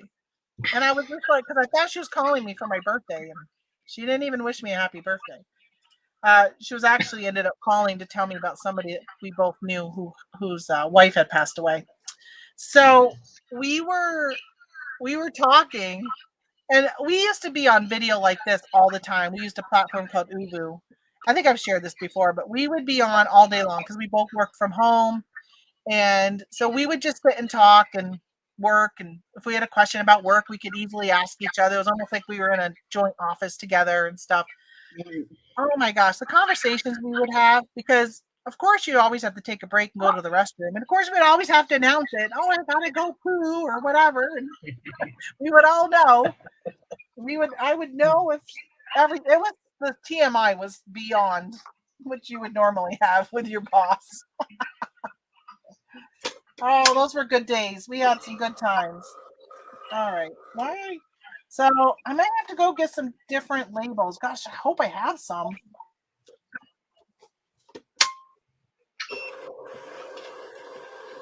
Okay, it printed it. It printed it again. Wait a minute. Wait a minute. So it printed 3 labels, 2 with the same name and address and 1 with a different one. This one goes to Blaine. This is Blaine. Why is it printing it? Well, maybe that's good. And it cleared out its little queue. Yeah, it does have a green light on it now. So these are all garbage. So I do hang on to these Blake ones because, see my totes behind me? These are the labels I use on the front to put the tote numbers. I just use a pen and write on it. Nice. That's what I do. Hi. Sorry, got a phone call. I couldn't get eBay to load all weekend. I had to change browsers. Wow. Yeah, you mentioned that, Sandy. It's slow. It's loading, but it's slow. I have thought about changing browsers, but it's actually coming up. It's just slow. I heard Chrome was having a lot of security issues. Is that a concern for you guys? It isn't with me. I don't use it. Yeah. I should have grabbed a soda when I was in there because I'm very thirsty. Oh, I sold another one of these. I sold one a couple weeks ago. I keep wanting to say last week, but I wasn't live last week. It was the week before. This suave stuff. So this is like a gift set from Christmas time. I sold it for $18.99 plus shipping, all in at $32. Wow, is this going international? That's a big difference. Might be going to Canada. I sold something to Canada recently, and the people replied. They got it so quick. All right, I got to mute because I'm gonna have a coughing spell.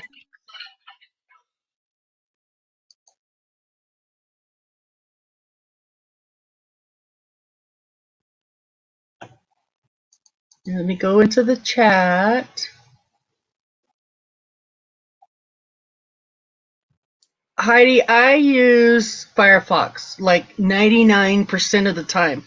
The only time I don't use Firefox is when there's like one certain chat that I go to that I can only do in Chrome. Oops.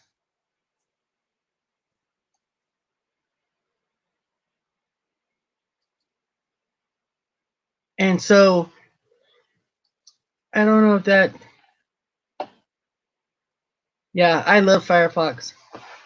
And I don't really think that I don't know. I don't know how I would define a problem, but it just seems very consistent and reliable in whatever it's doing. So I really like Firefox. I used to use Firefox a lot.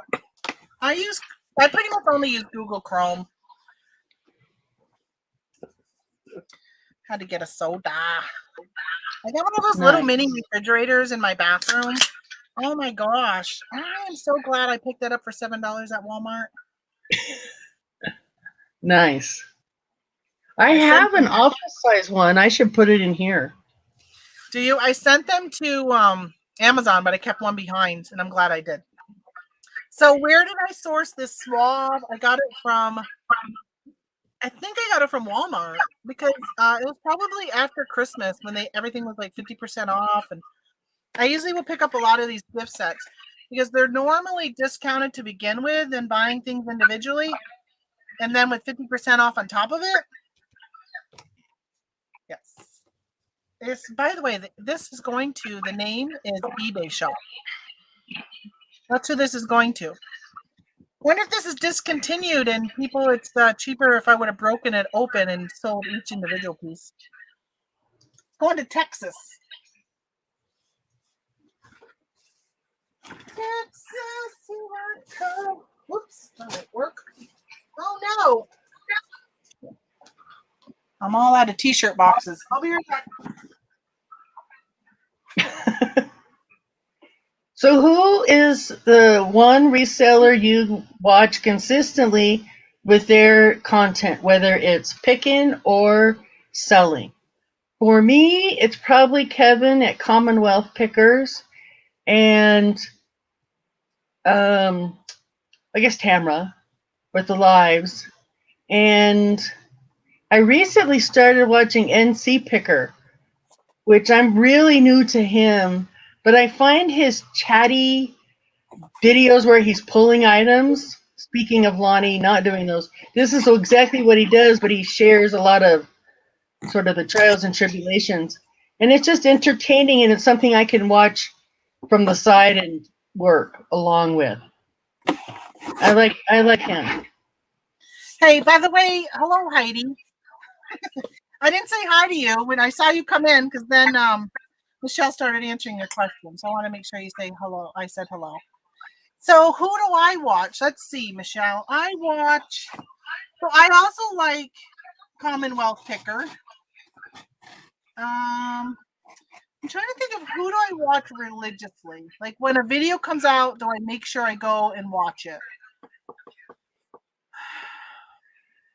If I can just add two more. One is Ginger Marvin, and one is Becky Park on Poshmark.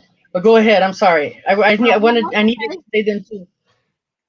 I'm just trying to think of who I watch religiously, and I don't think I really watch anybody religiously anymore.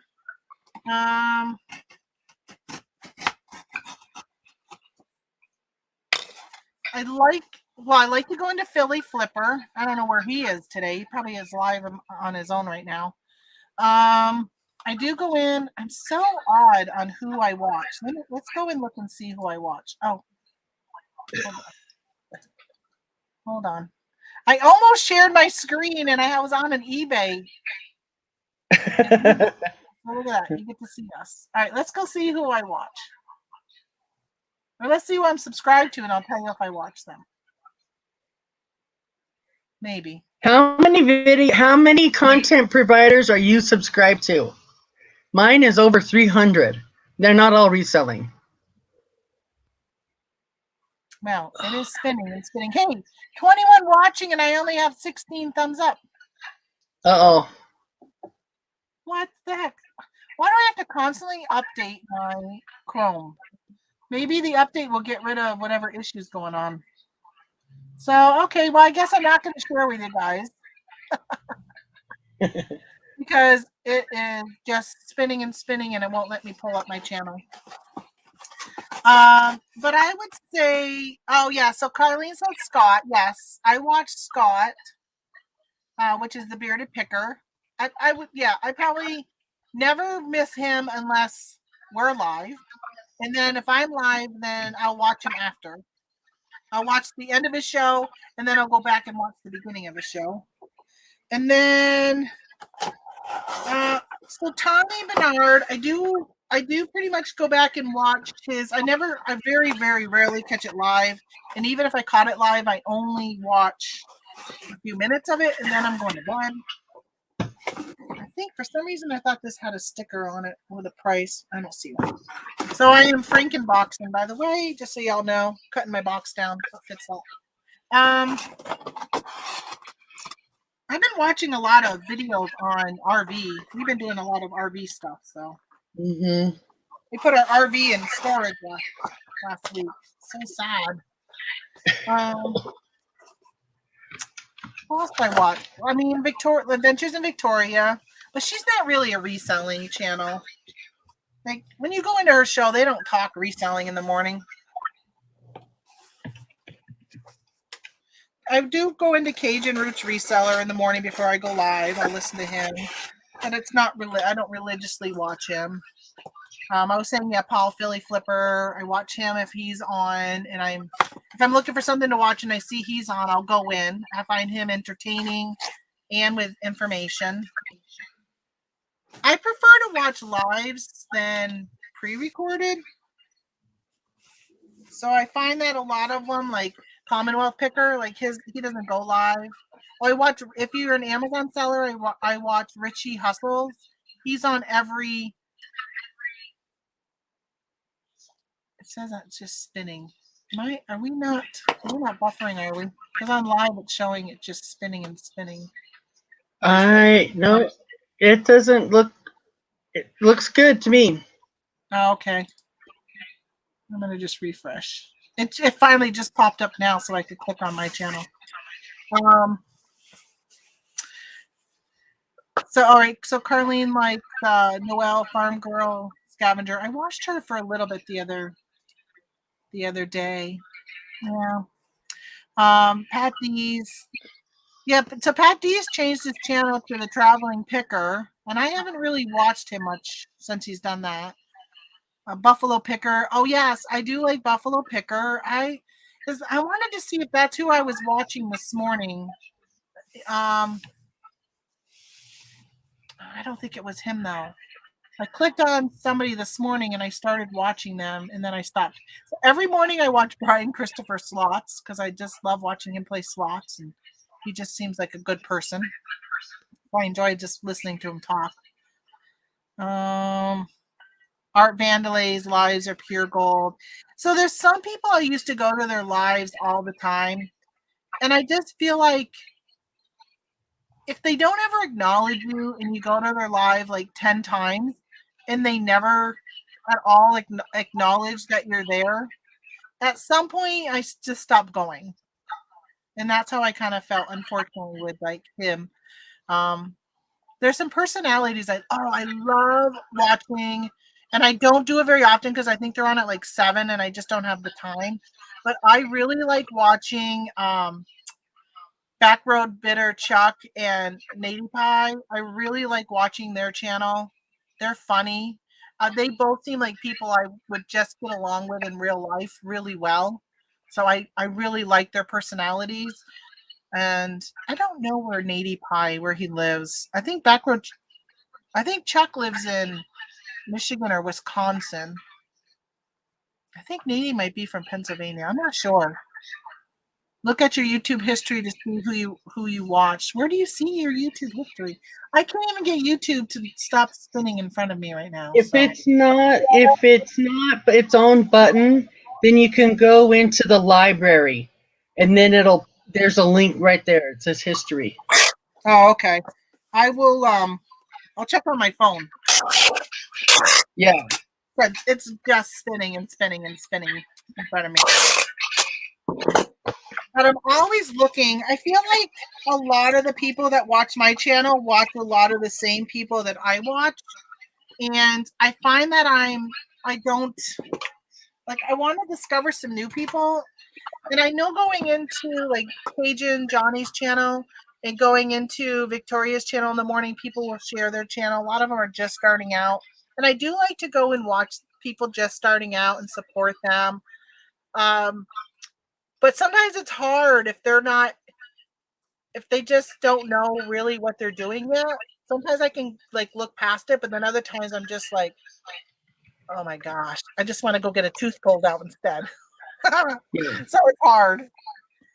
I think what I gravitate to is more experienced sellers because, well, I mean, and not that I couldn't use some basic tips, but no, I need more meat on the bones than basic tips. And I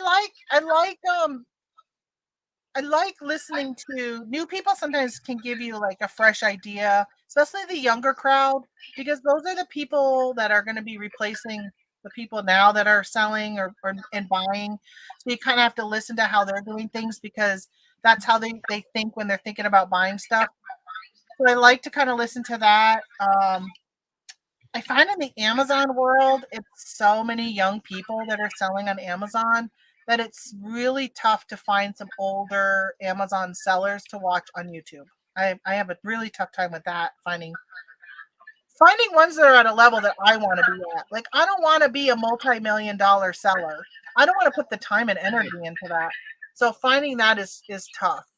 Um, and I like to do eBay also, and Facebook and Macari. Like, I like to do all of it. And a lot of the Amazon sellers on YouTube are 100% Amazon. Like, that's what they do.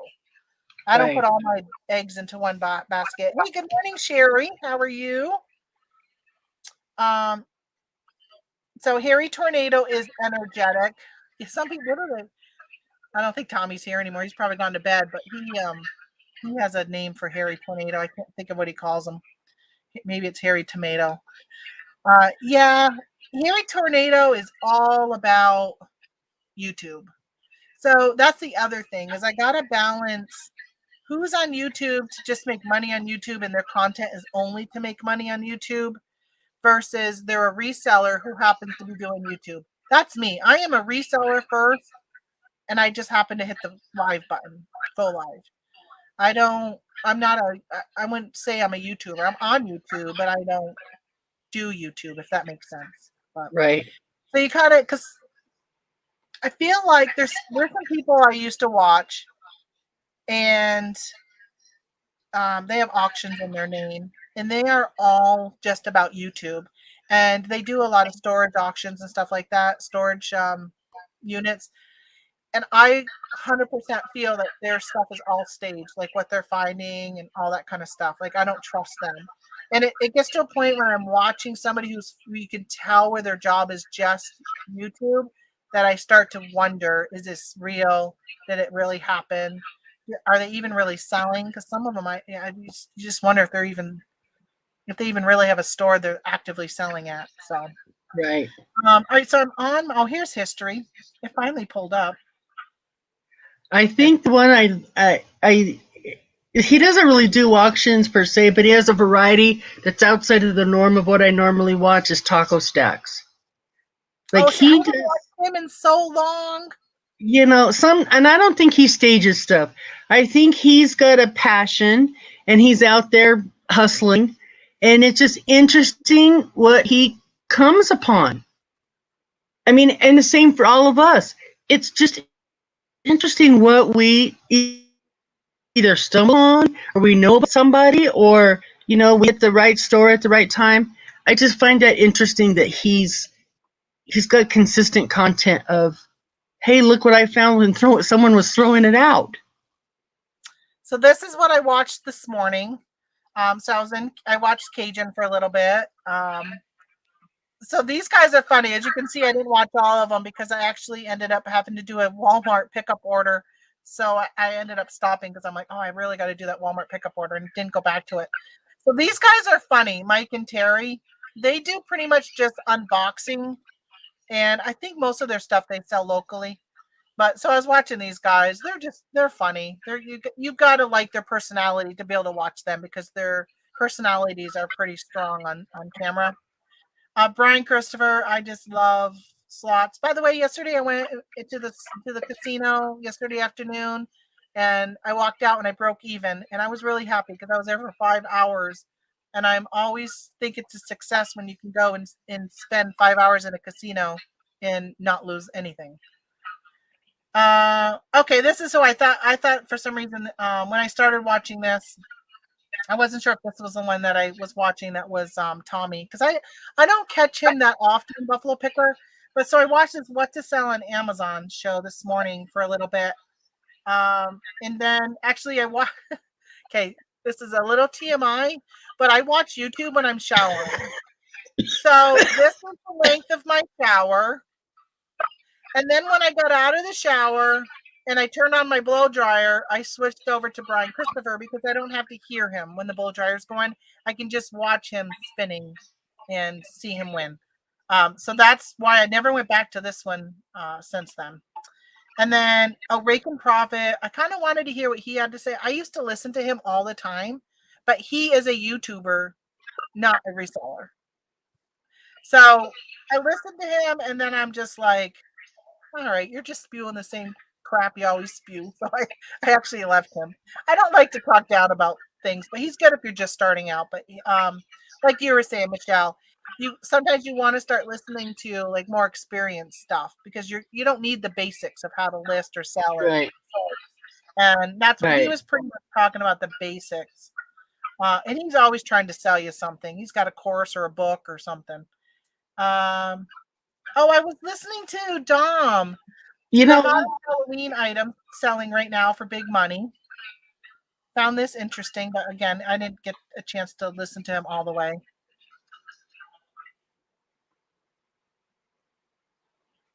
it feels Oh, very personal seeing your watch history from this morning. all right. So, well, you know what? You can tell. See how this is only a little red. Literally, I watched Right. this one to unsub because they were filling my news feed with stuff, and it's never anything I care to, like Jackbox TV and chat. Well, I don't care about that. So I actually ended up unsubbing from Little Llama Laura. I never watch her because her topics are never anything that would interest me. I Um, watched that dollar store. I watched about half of that dollar store rant that so I Rockstar don't Flipping even did. know why I clicked it because I knew exactly what he was going to say. And I watched it, and just his opening is so freaking long. Like, come on, if you're going to have an opening, have it be like 3 seconds. It's so long. I always fast forward through his opening, and I also watch niche something, and I always fast forward through her Danny's openings. It's just too long. And then, of course, Brian Christopher. All right, so I watched him live last night while driving home from the casino. I shouldn't say I watched him. I literally just listened to him. This is Richie Hustles. If you're an Amazon seller and you want to know about Walmart, sourcing at Walmart, he's pretty good. Pretty good if you're just starting out to just kind of watch. Um, Debbie loves slots. I've never. So every now and then I'll watch somebody, and then you ever notice at the bottom of it, it'll give you like recommended videos to watch. So she was one that I watched. So I watched Brian Christopher, and then she came up afterwards as a recommended one. And I said, I think I'm going to go and watch her. I've never seen her before. And she won a jackpot. And do you know I literally teared up while watching her win because she was crying and so emotional over it? It made me cry because Wow. I'm just a big crybaby. Aw. Oh yeah, so this one is a local person. I opened theirs up just to see what I just wanted to get to their channel.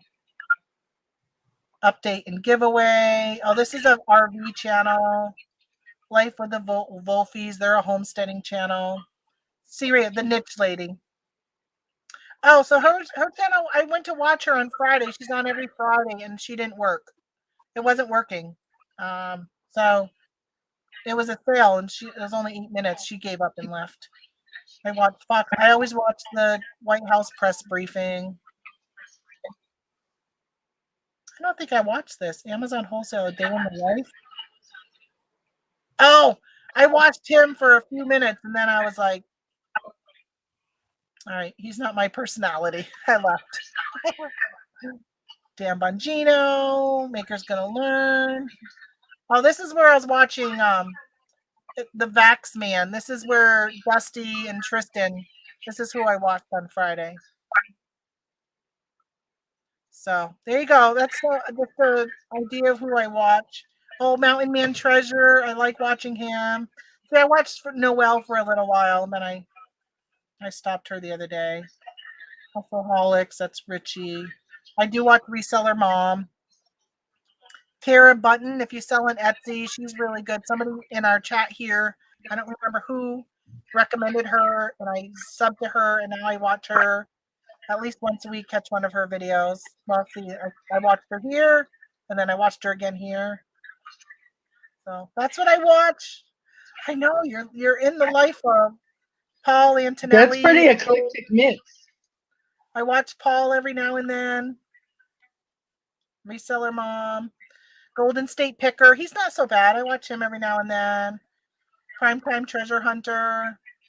He's on at night too, so I have a hard time watching him time wise. So I usually have to watch him in a replay, but I think I actually caught him live. Possibly. Oh, Osborne to Thrift. Oh, I love Walter. Walter tells you like it is. I like Walter. Walter Blake, No Block. One of the thing I've with watched a few.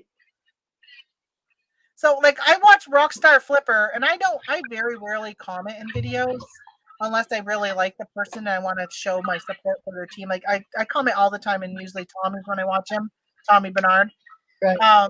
I don't think I've ever commented on Rockstar Flipper, but his video of why you should stop selling on Facebook Marketplace is so incorrect. I pretty much told him, I'm like, come on, he's chasing people off from Facebook Marketplace. Right now, there is so much money to be made on Facebook. I get a good amount of sales from Facebook. If I listened to him and wasn't selling, I think of all the things that I've sold on there. Well, let's see what I've sold. So yeah, I'm not a fan of him. I've sold some stuff, good stuff, not as much as I've heard other people selling, but I'm happy with Facebook. Like I said, I think I could sell more, but I'm not. I love I don't Facebook. think it's my pricing. Yeah. Now I think won't put anything on Facebook that is high value. I want to show you what I don't think anything personal is going to come up here. I hope not. I wanted to show you. All right, so like this is what I've sold on Facebook. I just sold some ink. This is ink, by the way. I got at Walgreens on clearance for $5. I sold it for $28. So these are things you guys didn't get to see me pack up last week because I was not going live. But these boots, this flower arrangement, this bowl. But this is all. So what does it say? Over 100 items that I've sold on Facebook, and I would not have any of these sales if I was not selling on Facebook. Look at this jacket, $130. So I mean, that's ridiculous to sit there and say not to sell on Facebook. And there's a few people who sell on Facebook who have said to me, "You have to price low," and I'm like, "Okay." And I'm thinking, why would I do that? Not that it was a business plan I really had. It just was interesting to hear that. But you know what? I price the same as I do basically other places. I'm not, just because I'm on Facebook doesn't mean I'm giving you the store. I don't price low. And what's really nice is that like this whole weekend, Facebook was having a promotion with free shipping for people who've never bought from Facebook before. You could go and get free shipping. So if you wanted to buy something that was normally a 10-pound item that you would have paid, I don't know what the shipping rate is, $12 for, you were getting that with free shipping. So I really like Facebook. Now, Facebook doesn't have customer service, so you got to know that going into it. And I would not, like I sold that jacket for $138, but I had like $2 into it. So I know I wasn't going to be out money if they were to do a chargeback, because there's a lot of that going on and they just normally refund. But Facebook just changed. So now when somebody wants to return something, they used to just refund them. But there's now a process that they've, I think a couple weeks ago, announced the process. So I did want to answer this question here from Stitch It. She says, do you know if we can bundle on Macari? I had a customer ask, I just started Macari a few months ago. So what you need to do is you need to create your own bundle. So you create a listing and you say, here's a listing for Tamra. And then in it, you would upload those pictures or create something on Canva that this is a bundle for Tamra, and then list the items within the bundle with the price that you've agreed on. So you just got to create your own listing for that. And then just don't forget to take down the listings for the items that you sold in a bundle. But yeah, there's not a way to like just go and click on those items and make it into a bundle like you can on Poshmark. I would second what Tamara said. You can do bundles, you just have to create it yourself. Yeah. So a lot of Josh, is he doing content again, Jeanette? I used to watch him, but then he stopped when him and He's Josh, doing it again. Him and Harry Tornado were doing a talk show together. I used to watch. He is, I don't know in the bigger picture, but I saw he went in with a private pic with Mr. Deals a Lot or Mr. Big Deals, or I don't know, the one that is a massive reseller, and I guess he bought a house or is buying a house, and he has some videos where he's doing the tour of what he's got going on, and some of the inventory and some of the stuff that has sold. So he's trying to start from the ground up, basically. Oh, okay. All right, so Ginger Marvin. Oh, I'm subscribed to her. She does this. Okay, here, let me. This isn't a rant, and this is not to be, super complimentary.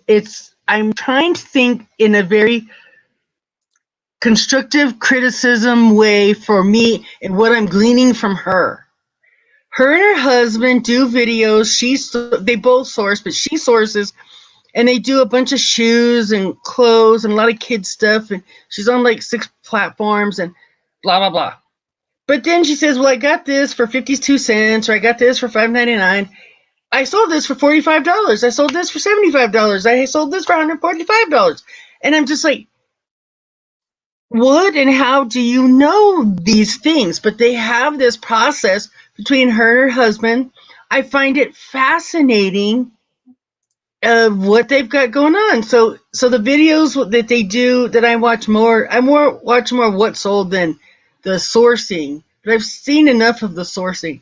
But he'll say, "Yeah, we'll just turn it over to we'll follow Ginger around and see what we've sold." So she has printed her labels. She goes and pulls the item from the box that he's custom built these boxes, holder things, and they put it on the table, and she shows the packaging that she's going to ship it in. But I'm just blown away that she goes to the Goodwill in Colorado Springs, not that far from me, not that close, but not that far. And it's just like this turn and burn machine. It's just fascinating. If you haven't seen Ginger Marvin, give a couple of her videos a try and just think of your own process and think about what you're seeing and what they put together. Right. It So it's I just like a pulled her up. well-oiled machine. I am subscribed. And then when I saw what she looks like, I'm like, okay, yeah, I've watched some of her videos, but I not enough where I remembered her name and channel name and everything like that. So I Yeah. actually turned on notifications for her. And then I checked a lot of Josh because I used to watch him.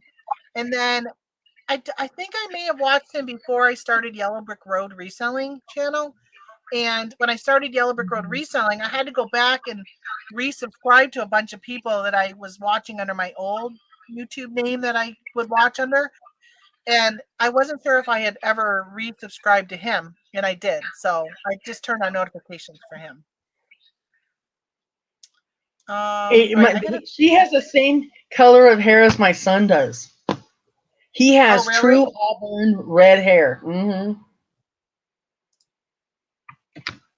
They've got it figured out. They're not beginner sellers. So if you're looking for, they do somehow too, but they're talking advanced shipping, like, discussing the 3-pound rate, 2-pound rate across the country, just all this stuff. It's not like you need a, size 2 box, or you need to put it in a poly mailer, stuff like that per se. It's more, it's interesting. It's just more advanced. So the other one, Becky Park on Poshmark, she's on like 5 or 6 platforms too, mostly clothes, some shoes. She's a full-time teacher, but she's got it figured out between her and her husband and the researching. They're not a team like Ginger Marvin, but So is Ginger whatever it Marvin? Is it Ginger and she's got it Marvin? figured out. Is it? No, I don't. Oh, okay. No, I think. Well, maybe it was her old name, but his name is Chris. Oh, The okay. husband's name is Chris. So for whatever reason, they're going with Ginger Marvin. Um, And if so I it's could just just so if say, you're looking for something different, I'm sorry. Go ahead. oh, no, I just want to say hi to Lisa, and I also need to say hi to Jeanette because I know I highlighted one of your comments earlier, but I don't think I ever said hi to you. So Lisa said I dropped several. I used to watch after looking at their eBay stores and realizing they really don't know what they are doing. That's so true. And even like sometimes people will ask me stuff, and I'll help people getting started because I think I know at least the basics. But eBay's always changing stuff, so it's kind of like learning some stuff also, like the new promoted listings and the coupons and all that kind of stuff. But I don't feel like I don't know. I'm not an expert in any niche.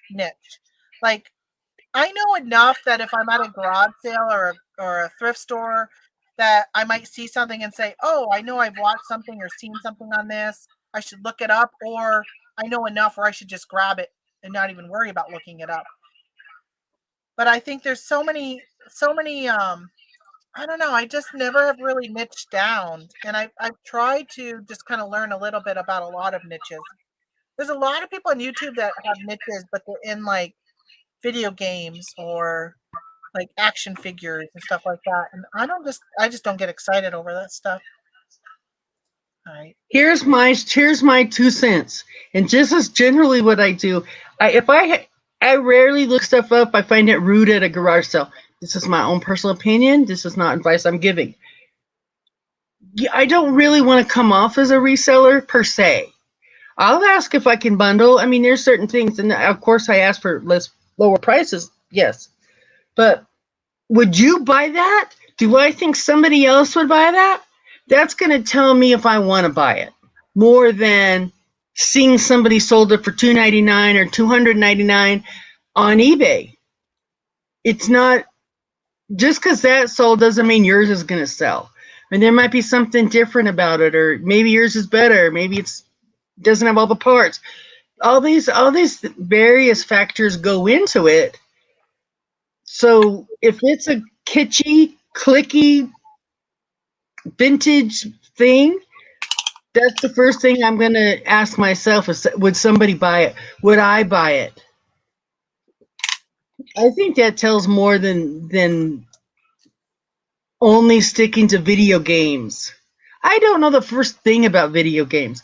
And I don't know the first thing about glass. And I don't know the first thing about a lot of stuff. But if I saw something cool at a garage sale for $1 or a couple bucks, hell yes, I would. Yeah, there's no doubt I I leave went. money behind though because I'm not specific in a niche. Like I'll look at video games and I kind of look at the titles and there's a few that would catch my eye and I would pick them up, but majority of the time it's not anything that I feel like would be worth money. I just want to tell you though that this shampoo is $10.43 to ship it, and that's with Wow. cubic shipping. I know it's really stinky because how much did they pay in shipping? Well, they paid $11.19, so it is cheaper through pirate ship, 40 cents cheaper. One of my best flips is I bought a bag of vintage hair clips. I paid $1 and I made probably close to $150, and I still have a few more left. They're listed that just haven't sold.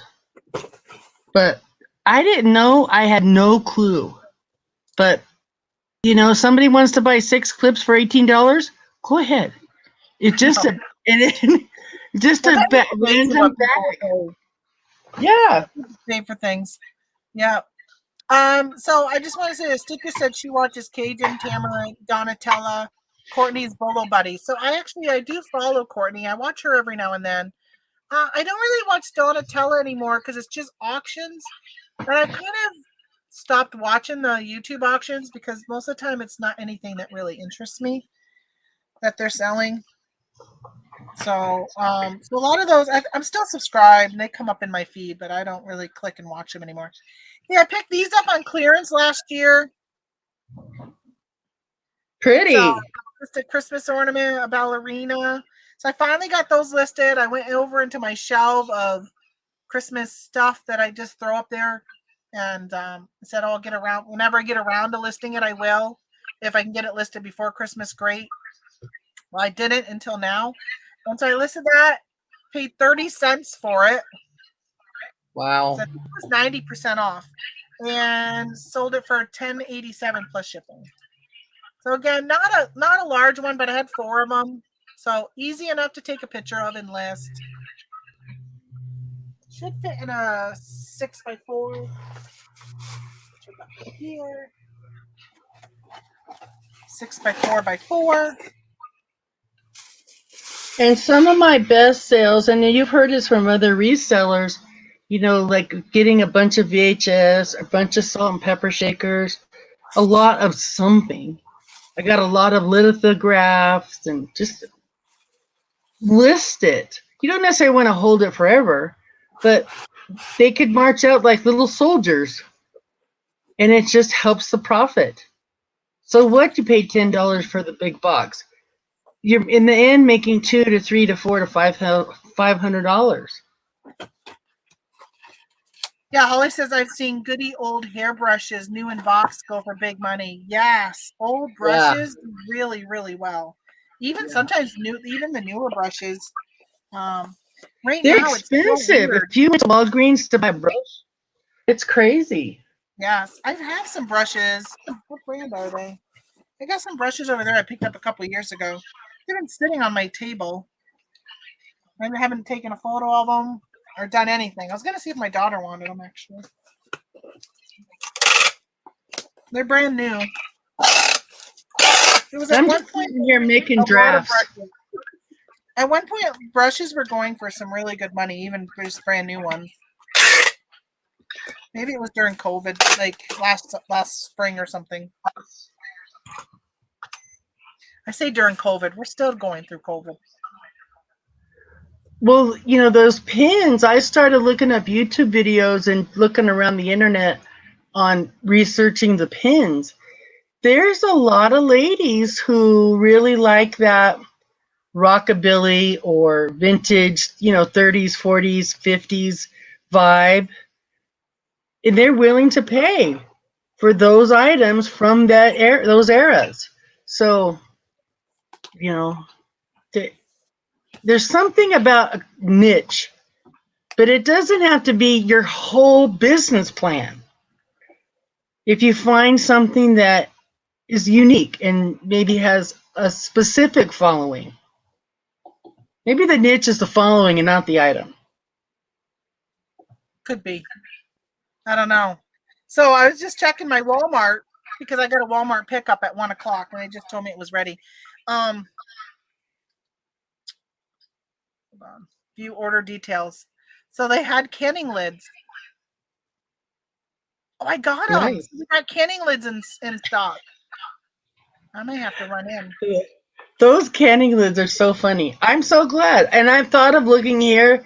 We're not really a canning culture in New Mexico. Yeah, they didn't say they were out of stock. So right here I got canning lids, canning jars. So I've ordered them before and they've said, oh, not in stock. So I didn't end up getting them. But I added them and that's pretty good. I am very happy with that. All right, so that means I got to be tying up my show here. What have we been on? Oh, wow, 2.5 hours. You still doing lids? So I haven't. I have half a case of lids over here, and I've stayed pretty consistent with my price, hoping that somebody would sell out and I'd be able to. Let me look and see what the price is at now. I've held firm on my price. I haven't sent any lids. You guys see what I'm shipping, and I haven't sent any lids in, gosh, over a month. Oh, I got an order to ship. Let me show you guys. I think I could pull this up. Let me show you this issue I have going on Amazon. If you're in Discord, you've seen it because I posted about it last week. Let's see, manage or returns.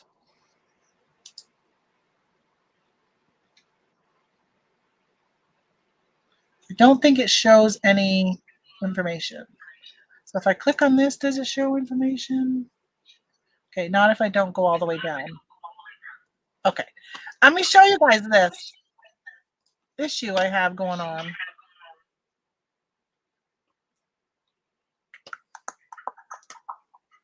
All right, share.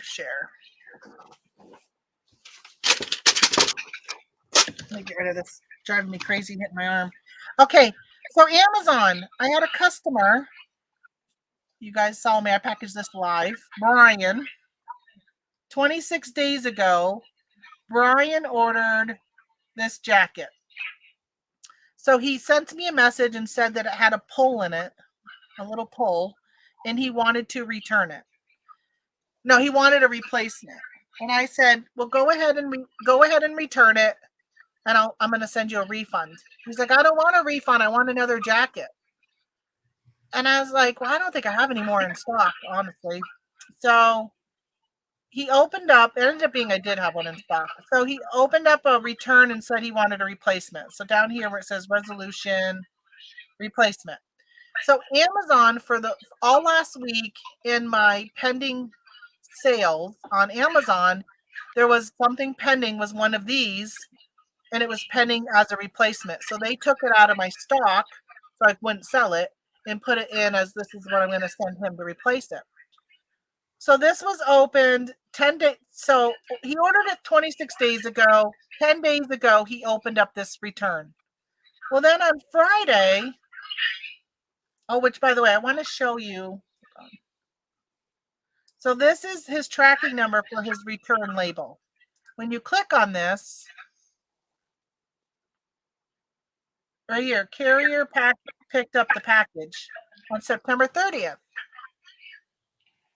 Well, where is it? Okay. So then, we'll go back.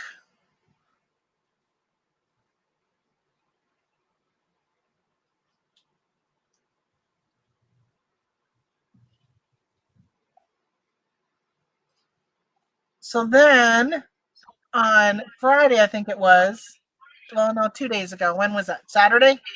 So Saturday, I get a return email and I'm like, oh, shoot, who's returning what? And I click on it. It's this guy again, Brian J. And I just want you to see this order number over here, 603, is the same as this order number. He opened another return on the same exact item. And if you look on this, here it says again, the tracking says carrier picked up the package. Well, how can the carrier pick up the package if he'd already picked it up on September 30th? What's going on? And now this one, he just wants a refund, where this one says, lead item arrived damaged. Well, I don't even know what that is. Lead or lead? I don't know. Oh, shoot. There's his address. I didn't mean to show that. Hold on. I got to hide details. We're down here. He didn't say. He just says replace. I don't know. So what happens? I get a sale. That one that was pending is no longer pending in my orders. Instead, it's now as a sold item. And I had raised my price because I think I sold this for $69 and I raised it to $83 because the next person in line was like more expensive. So I went up to $83 and it shows that he canceled the pending, or they canceled the pending, and now he went and bought one at $83. I don't even know Does if he I'm realize it's you? I think so. He's not going to get a, like, I don't understand what's going on, but he's not, I don't know. So I'm going to wait till the last minute. I think I have until Wednesday to mail out his jacket. I'm going to wait so I can see whether or not, because if I click on this and clicked on this, it doesn't show, it still just says carrier picked up the package. I want to see whether or not it starts to actually move. Like there's nothing besides this. And I'm wondering if this is just a default as soon as they print the label. I don't know what that is. It's a thing. And then That's I got crazy. and then I sold some books. If you guys saw those advent calendar books, this one Right. down here, and that was 11 days ago. And let's see if they show. See again, carrier picked up the package, but there's no other movement.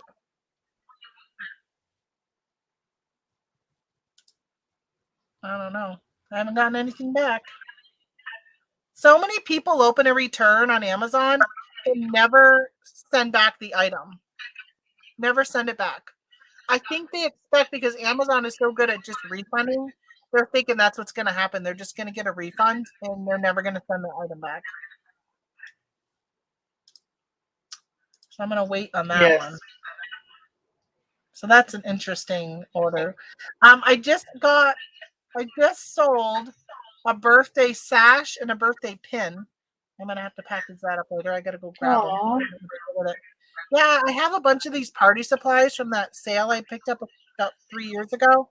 And I've been listing a lot of just oddball stuff lately. And I said, I'm just going to bundle this. So it's a sash that says birthday princess. And then it's a pin that says party girl on it.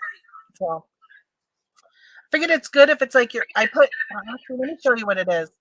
And then I could show you what I put in the title, which I think might help if anybody is looking at this. So picture's not that great, but so this is a sash and then it's this pin.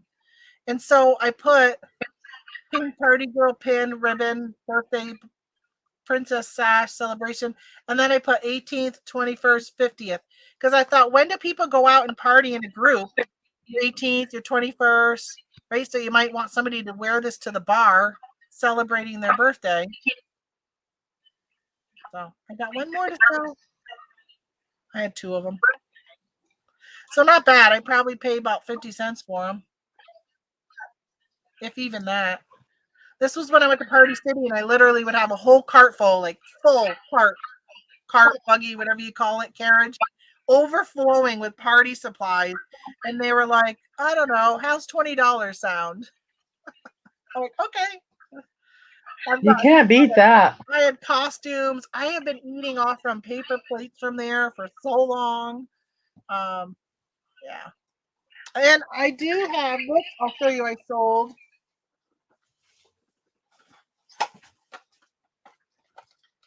Nerf gun. So I'll be packaging that up later. This is one of their zombie.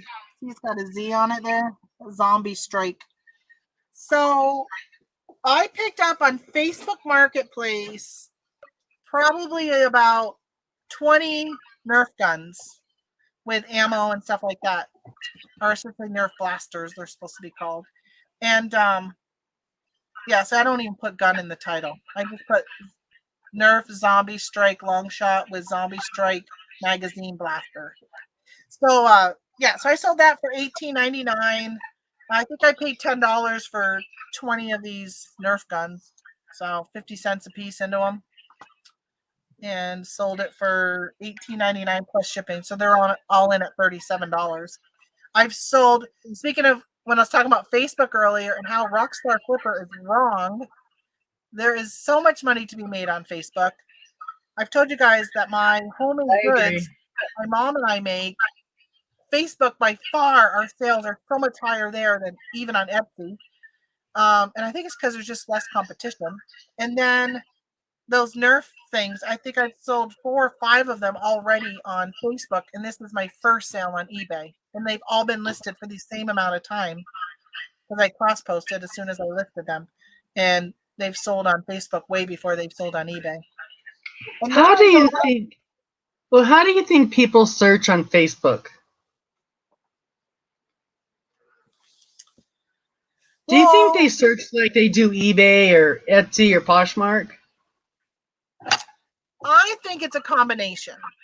So I think a lot of it is they'll be in Marketplace and they'll just see something and say, "Oh, I should get this. Oh, I should buy this." They're probably not even looking for it, but they just see it. That's my mother. She shops like that. And I personally have I'll put a search on Marketplace and look. Or I'll just go and look at toys and just search a category and see. But a lot of times when I'm searching for myself, I'll click on local pickup only so I can see what can I find that I can buy and then flip online. So I did sell this towel and pot holder. I put this as a set. This has been listed since last Christmas. I put it on, I think it was late in the season when I added it. It was probably in December, and none of them sold until now. But this sold on Poshmark, plus this. So somebody bundled on Poshmark. They bought these pajamas for their kids. So these I got at Walmart on Black Friday for $5, and I don't know how much I sold them for. Well, they did a bundle. So this one sold for 8. This one sold for 18, and I paid 5. This one sold for Cute. 12. Cute. These were from the Dollar Tree, where I paid $1 a piece, so $2 into them, and I sold them for 11. So all in, this was after Poshmark fees, so it's $31 total. After Poshmark, I'm at it's $24, and I'm at $12. So I've doubled my money. I've made 12 and paid 12. Actually, you know what? That is awesome. I think I'm gonna throw theirs in a box, because I like with Poshmark, because you don't have to pay, like they pay for the shipping, and you just have to put it in a priority. Ship it priority. Doesn't matter what you put it in. No, if I was shipping this myself, it would be in a poly bag because it would be cheaper.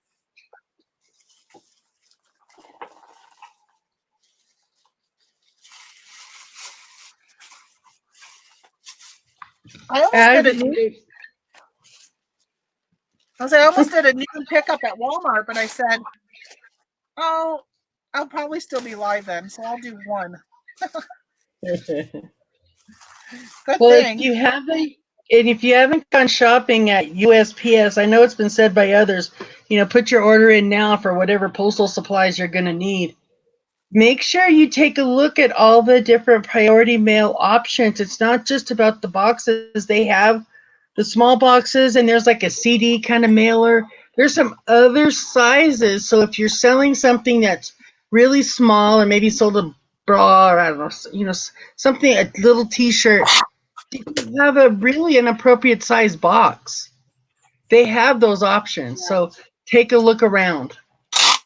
I think it's worth ordering, because a lot of times you can order just one or 5 or whatever. It's worth ordering at least one of every type that they have, so you have it on hand. Yeah. Exactly. You never know when you might find that you need something. All right, I'm going to give you guys a bolo, and I don't know if it'll be a bolo this year or not, but an item that I sold last year that was a great bolo, and I plan on doing it again this year, is rolls of wrapping paper. And you're going to want those triangle 2 boxes, and you can fit 3 rolls of wrapping paper in them. You go to Walmart, buy wrapping paper that is licensed wrapping paper. So buy your LOL dolls, or last year I was selling the Mandalorian Grogu ones like crazy, Snoopy, any of those cartoon characters. Buy the wrapping paper, and I was selling so much of that last year, so much of it. I remember. That's a bolo. You have to have been here. You have to watch my show to hear that. I'm probably not going to put it in print anywhere, because I don't mind if the 14 of you and whoever else, the chance of people watching this show and staying for all 2 hours and 43 minutes to hear that bolo is pretty slim. So if they do that, they get to hear that bolo.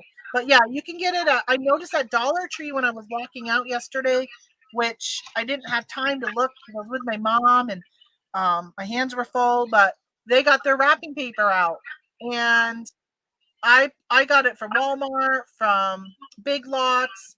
I will definitely check out and see if there's any licensed print paper. If you can find, even not licensed, but if you can find buffalo plaid, so like black and white checkered, white and black checkered, if you can find stuff with gnomes on it, like think about what do you see in the stores that's popular this year.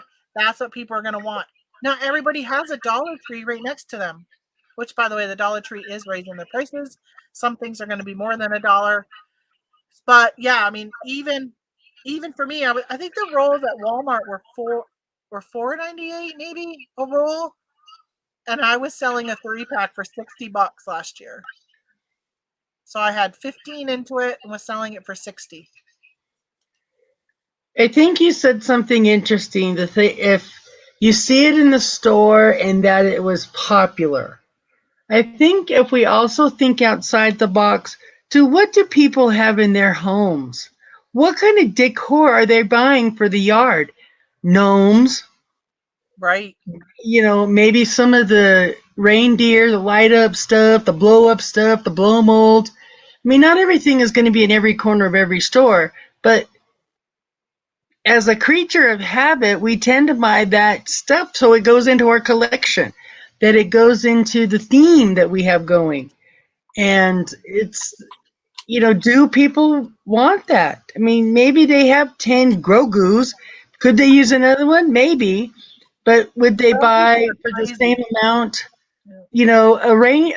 a Rudolph for their front yard, or Rudolph towels, or, some sort So, of and I haven't checked candy? recently to see, but I also sold a lot of the Grogu inflatables for your front yard. So, like Michelle saying, see what people are doing. And but by the way, good night, Zen, or good afternoon, I guess. It's still morning for you. But so every year my niece loves moose. So when I would buy her a present, I would find a wrapping paper that had a moose on it. So you got to think like that. My son and my hopefully future son-in-law loves trains. When my son was young, he loved trains. So if I could have found Thomas the Tank Engine Christmas wrapping paper or anything like that's the type of stuff. Look for those things. Think about what you think people might want, and if you're not sure, if you're at Walmart, they have so much. By the way, I was watching Richie Hustles last night. He was at Walmart and they already have their Christmas trees out. So it would not be a bad idea to go see what kind of wrapping paper is there, what kind of things are there. Even not even wrapping paper. I sold the Christmas houses that Walmart sells. My sister and I were buying those last year, and they would sell so fast. Put on international shipping. A lot of them went over international. Um, and Christmas stockings. Look at the Christmas stockings again. If you can buy licensed ones, those seem to do really well. So things like that. And like Holly says, I remember you sold the Grogu Pyrex. Yes, I still have some of that. Actually, guy paid twice because he had me send it to his work office, and he had forgotten he wasn't working. He was working from home, so it went to his work, and he had to. It came back to me, and he paid. I sent him an invoice through eBay or through. I gave him my email address on eBay, and I thought for sure it was going to get flagged, and I was going to get a "Don't send your email on eBay." But it didn't, and he paid me through PayPal, and he actually added on even extra for the trouble. So he paid. Remember how much that was? Remember when I was packaging that Pyrex, and I was like, somebody paid $40 for this one Pyrex thing. Well, he ended up having to pay another $10 on top of that for me to reship it. All right, I'm gonna have to let you guys go because I've got to go get my groceries, and I think I'm going to do the rest of my. Wait a minute. Hold on. I put this over there and I never printed a label.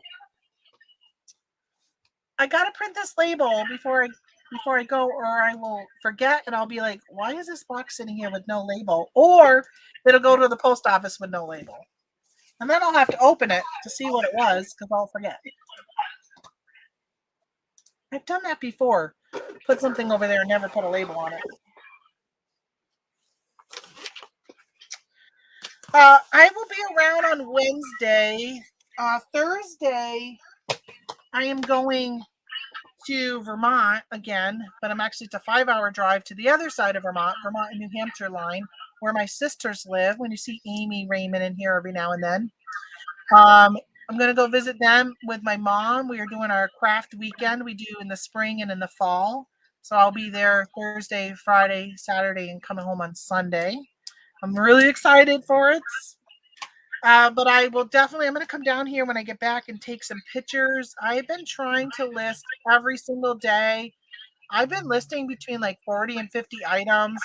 I really want to make a huge dent in my death pile. That's always my goal, is by the end of October to have everything listed. I never make it, but if I can get as many items as I can, I definitely will prioritize things that I think if they're new with tags, if it can be given as a gift, or if it's holiday themed, I get those up first, and then I'll go to the other stuff later. Hey, Charlie, I'm sorry you popped in just as I'm leaving.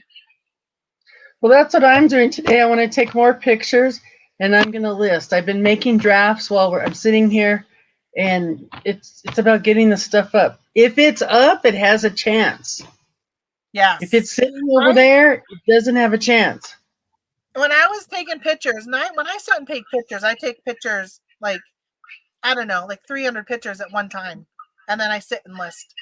And Yeah. I almost was going to go live the other day because I was feeling better. I think it was probably on Thursday or Friday. And I said, oh, I should go live. I got to figure out a way where I can hook up my computer over there and go live, and you guys we can just chat while I take pictures. You can see what I'm going to be listing. But yeah, I wanted to go live so bad and just just to chat with you guys, because I was having such a hard time finding somebody to watch on YouTube, or listen, I should say listen to on YouTube. So if you guys, I know we talked a lot about YouTube today. If you guys ever come across a channel that has a lot of where you can just listen, almost like a podcast format, please let me know. Which I do watch. There is a reseller podcast out there that I watch. Those two guys from San Diego area. I can't remember what they're called, what their channel's called. I Well, can't think of Scavenger Life, they stopped. I heard part of I saw the title of the video for the podcast, and then I started listening, and they basically said, yeah, it's over. We're not doing it anymore. real. Our Well, interest had changed. it's a lot of work. I gotta tell you, when I didn't go live last week, it part of it was nice, but then the other part was I kind of missed talking to y'all. But then there was that other part where I'm like, oh, how nice to not have to get up and come down here right away. Like, I wouldn't come Yeah. down here until 9, 10 or whatever. Even like today, I got down here at 10, and I said, well, I should be able to grab everything within a half hour. I'll go live at 10:30. That's why sometimes I don't schedule it out, because I don't want to be living for YouTube. Like, I just want it to be an extension of what I do. I don't want it to be, you know. What? You don't live for us? I know. I do. What I the was like, stuff is that? you know how many times I'm packing something and I'm like, oh, I'm not live to show them. This was a really good thing. I got to remember to show them I sold this. Like, there was something I sold. I know I keep saying I'm going to go. I wanted to see what it was, because it was something I sold last week. And I did say to you, I was like, oh, I got to remember to tell them about this because it sold. Oh, Holly, I hope you're still here, because you had asked me after I found this. You said, did you have you listed that yet? And this was like in May or June or something. So Charlie finally got an Amazon account. Good luck with that, Charlie. I think it's so good to expand your selling platforms. Oh, Holly's here. Okay. So Holly, I sold those Playmobiles. Remember that bag of Playmobil figurines I got? I'm trying to find it, but eBay's taking forever. I love the shipping and chat. It makes my listing fun. The thing with that is, if I'm showing you what I've sold, unless you don't mind not seeing it, because I usually will say what it is too. You might need to like look. Sorry, I'm waiting for this to. It is loading extremely slowly because I was going to pull up the listing. So I listed it and it sold. I was listing it in the evening, and by morning it was sold. And then I'm like, oh, did I not? I hate when you list something and it sells so quickly, and you wonder whether or not you asked enough money for it. Because it sold really quick. I only listed it for $25. But that's what the sold comps were pretty much telling me. It didn't look like I had anything in there that was rare. And they were kind of not in the best condition. some of them look like maybe the kid chewed on the arm or a head, or, they just weren't always in the best condition. Come on. Well, maybe I'll pull it up on my phone because now I can't. Oh, I just sold something else. Oh, I don't have my cha-ching on for Anissa.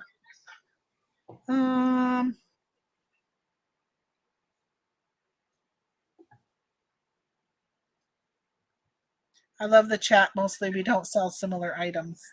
And it is nice sometimes to see that, oh yeah, there are other people selling stuff. So sales are really happening. All right. It's taking too long on my computer. Oh, I sold this. This was something I wanted to show you guys. I picked this up at a garage sale. It's a print from an artist named Dick Bailey. And this sold right away for $34. I couldn't find anything else on him, but he's a local artist. I sold my coasters I made. All right, these are for those that are wondering. So I picked up a bag of Playmobiles. I paid, I think it was $2 or $3 for them. And I put them all out, took a picture, and I sold them for $25, but like so fast. And I'm hoping I didn't leave money on the table. But there was nothing about any of them that seemed like they were something somebody would want. Like I looked at comps and I sorted by highest to lowest, and I looked through them, and a lot of them that were selling for a lot of money were like 1,000 Playmobil pieces. So there really wasn't anything that was really that great of a like, I don't know. I felt like 25 is probably pretty good. Maybe a lot of people will say, well, you didn't underprice, you priced it just right because you sold it. Holly says, I sold a book in a few hours. I comped it the best I could. I figured the person had an auto search. They had zero feedback. Felt good about my price, especially since I paid 50 cents for it. And that's the thing, like, well, that print for $35, I kept thinking, oh my gosh, is there something I don't know about Dick Bailey? But there was no other things sold by him. And he is local. Hopefully I didn't leave money on the table for him. I don't know. All right.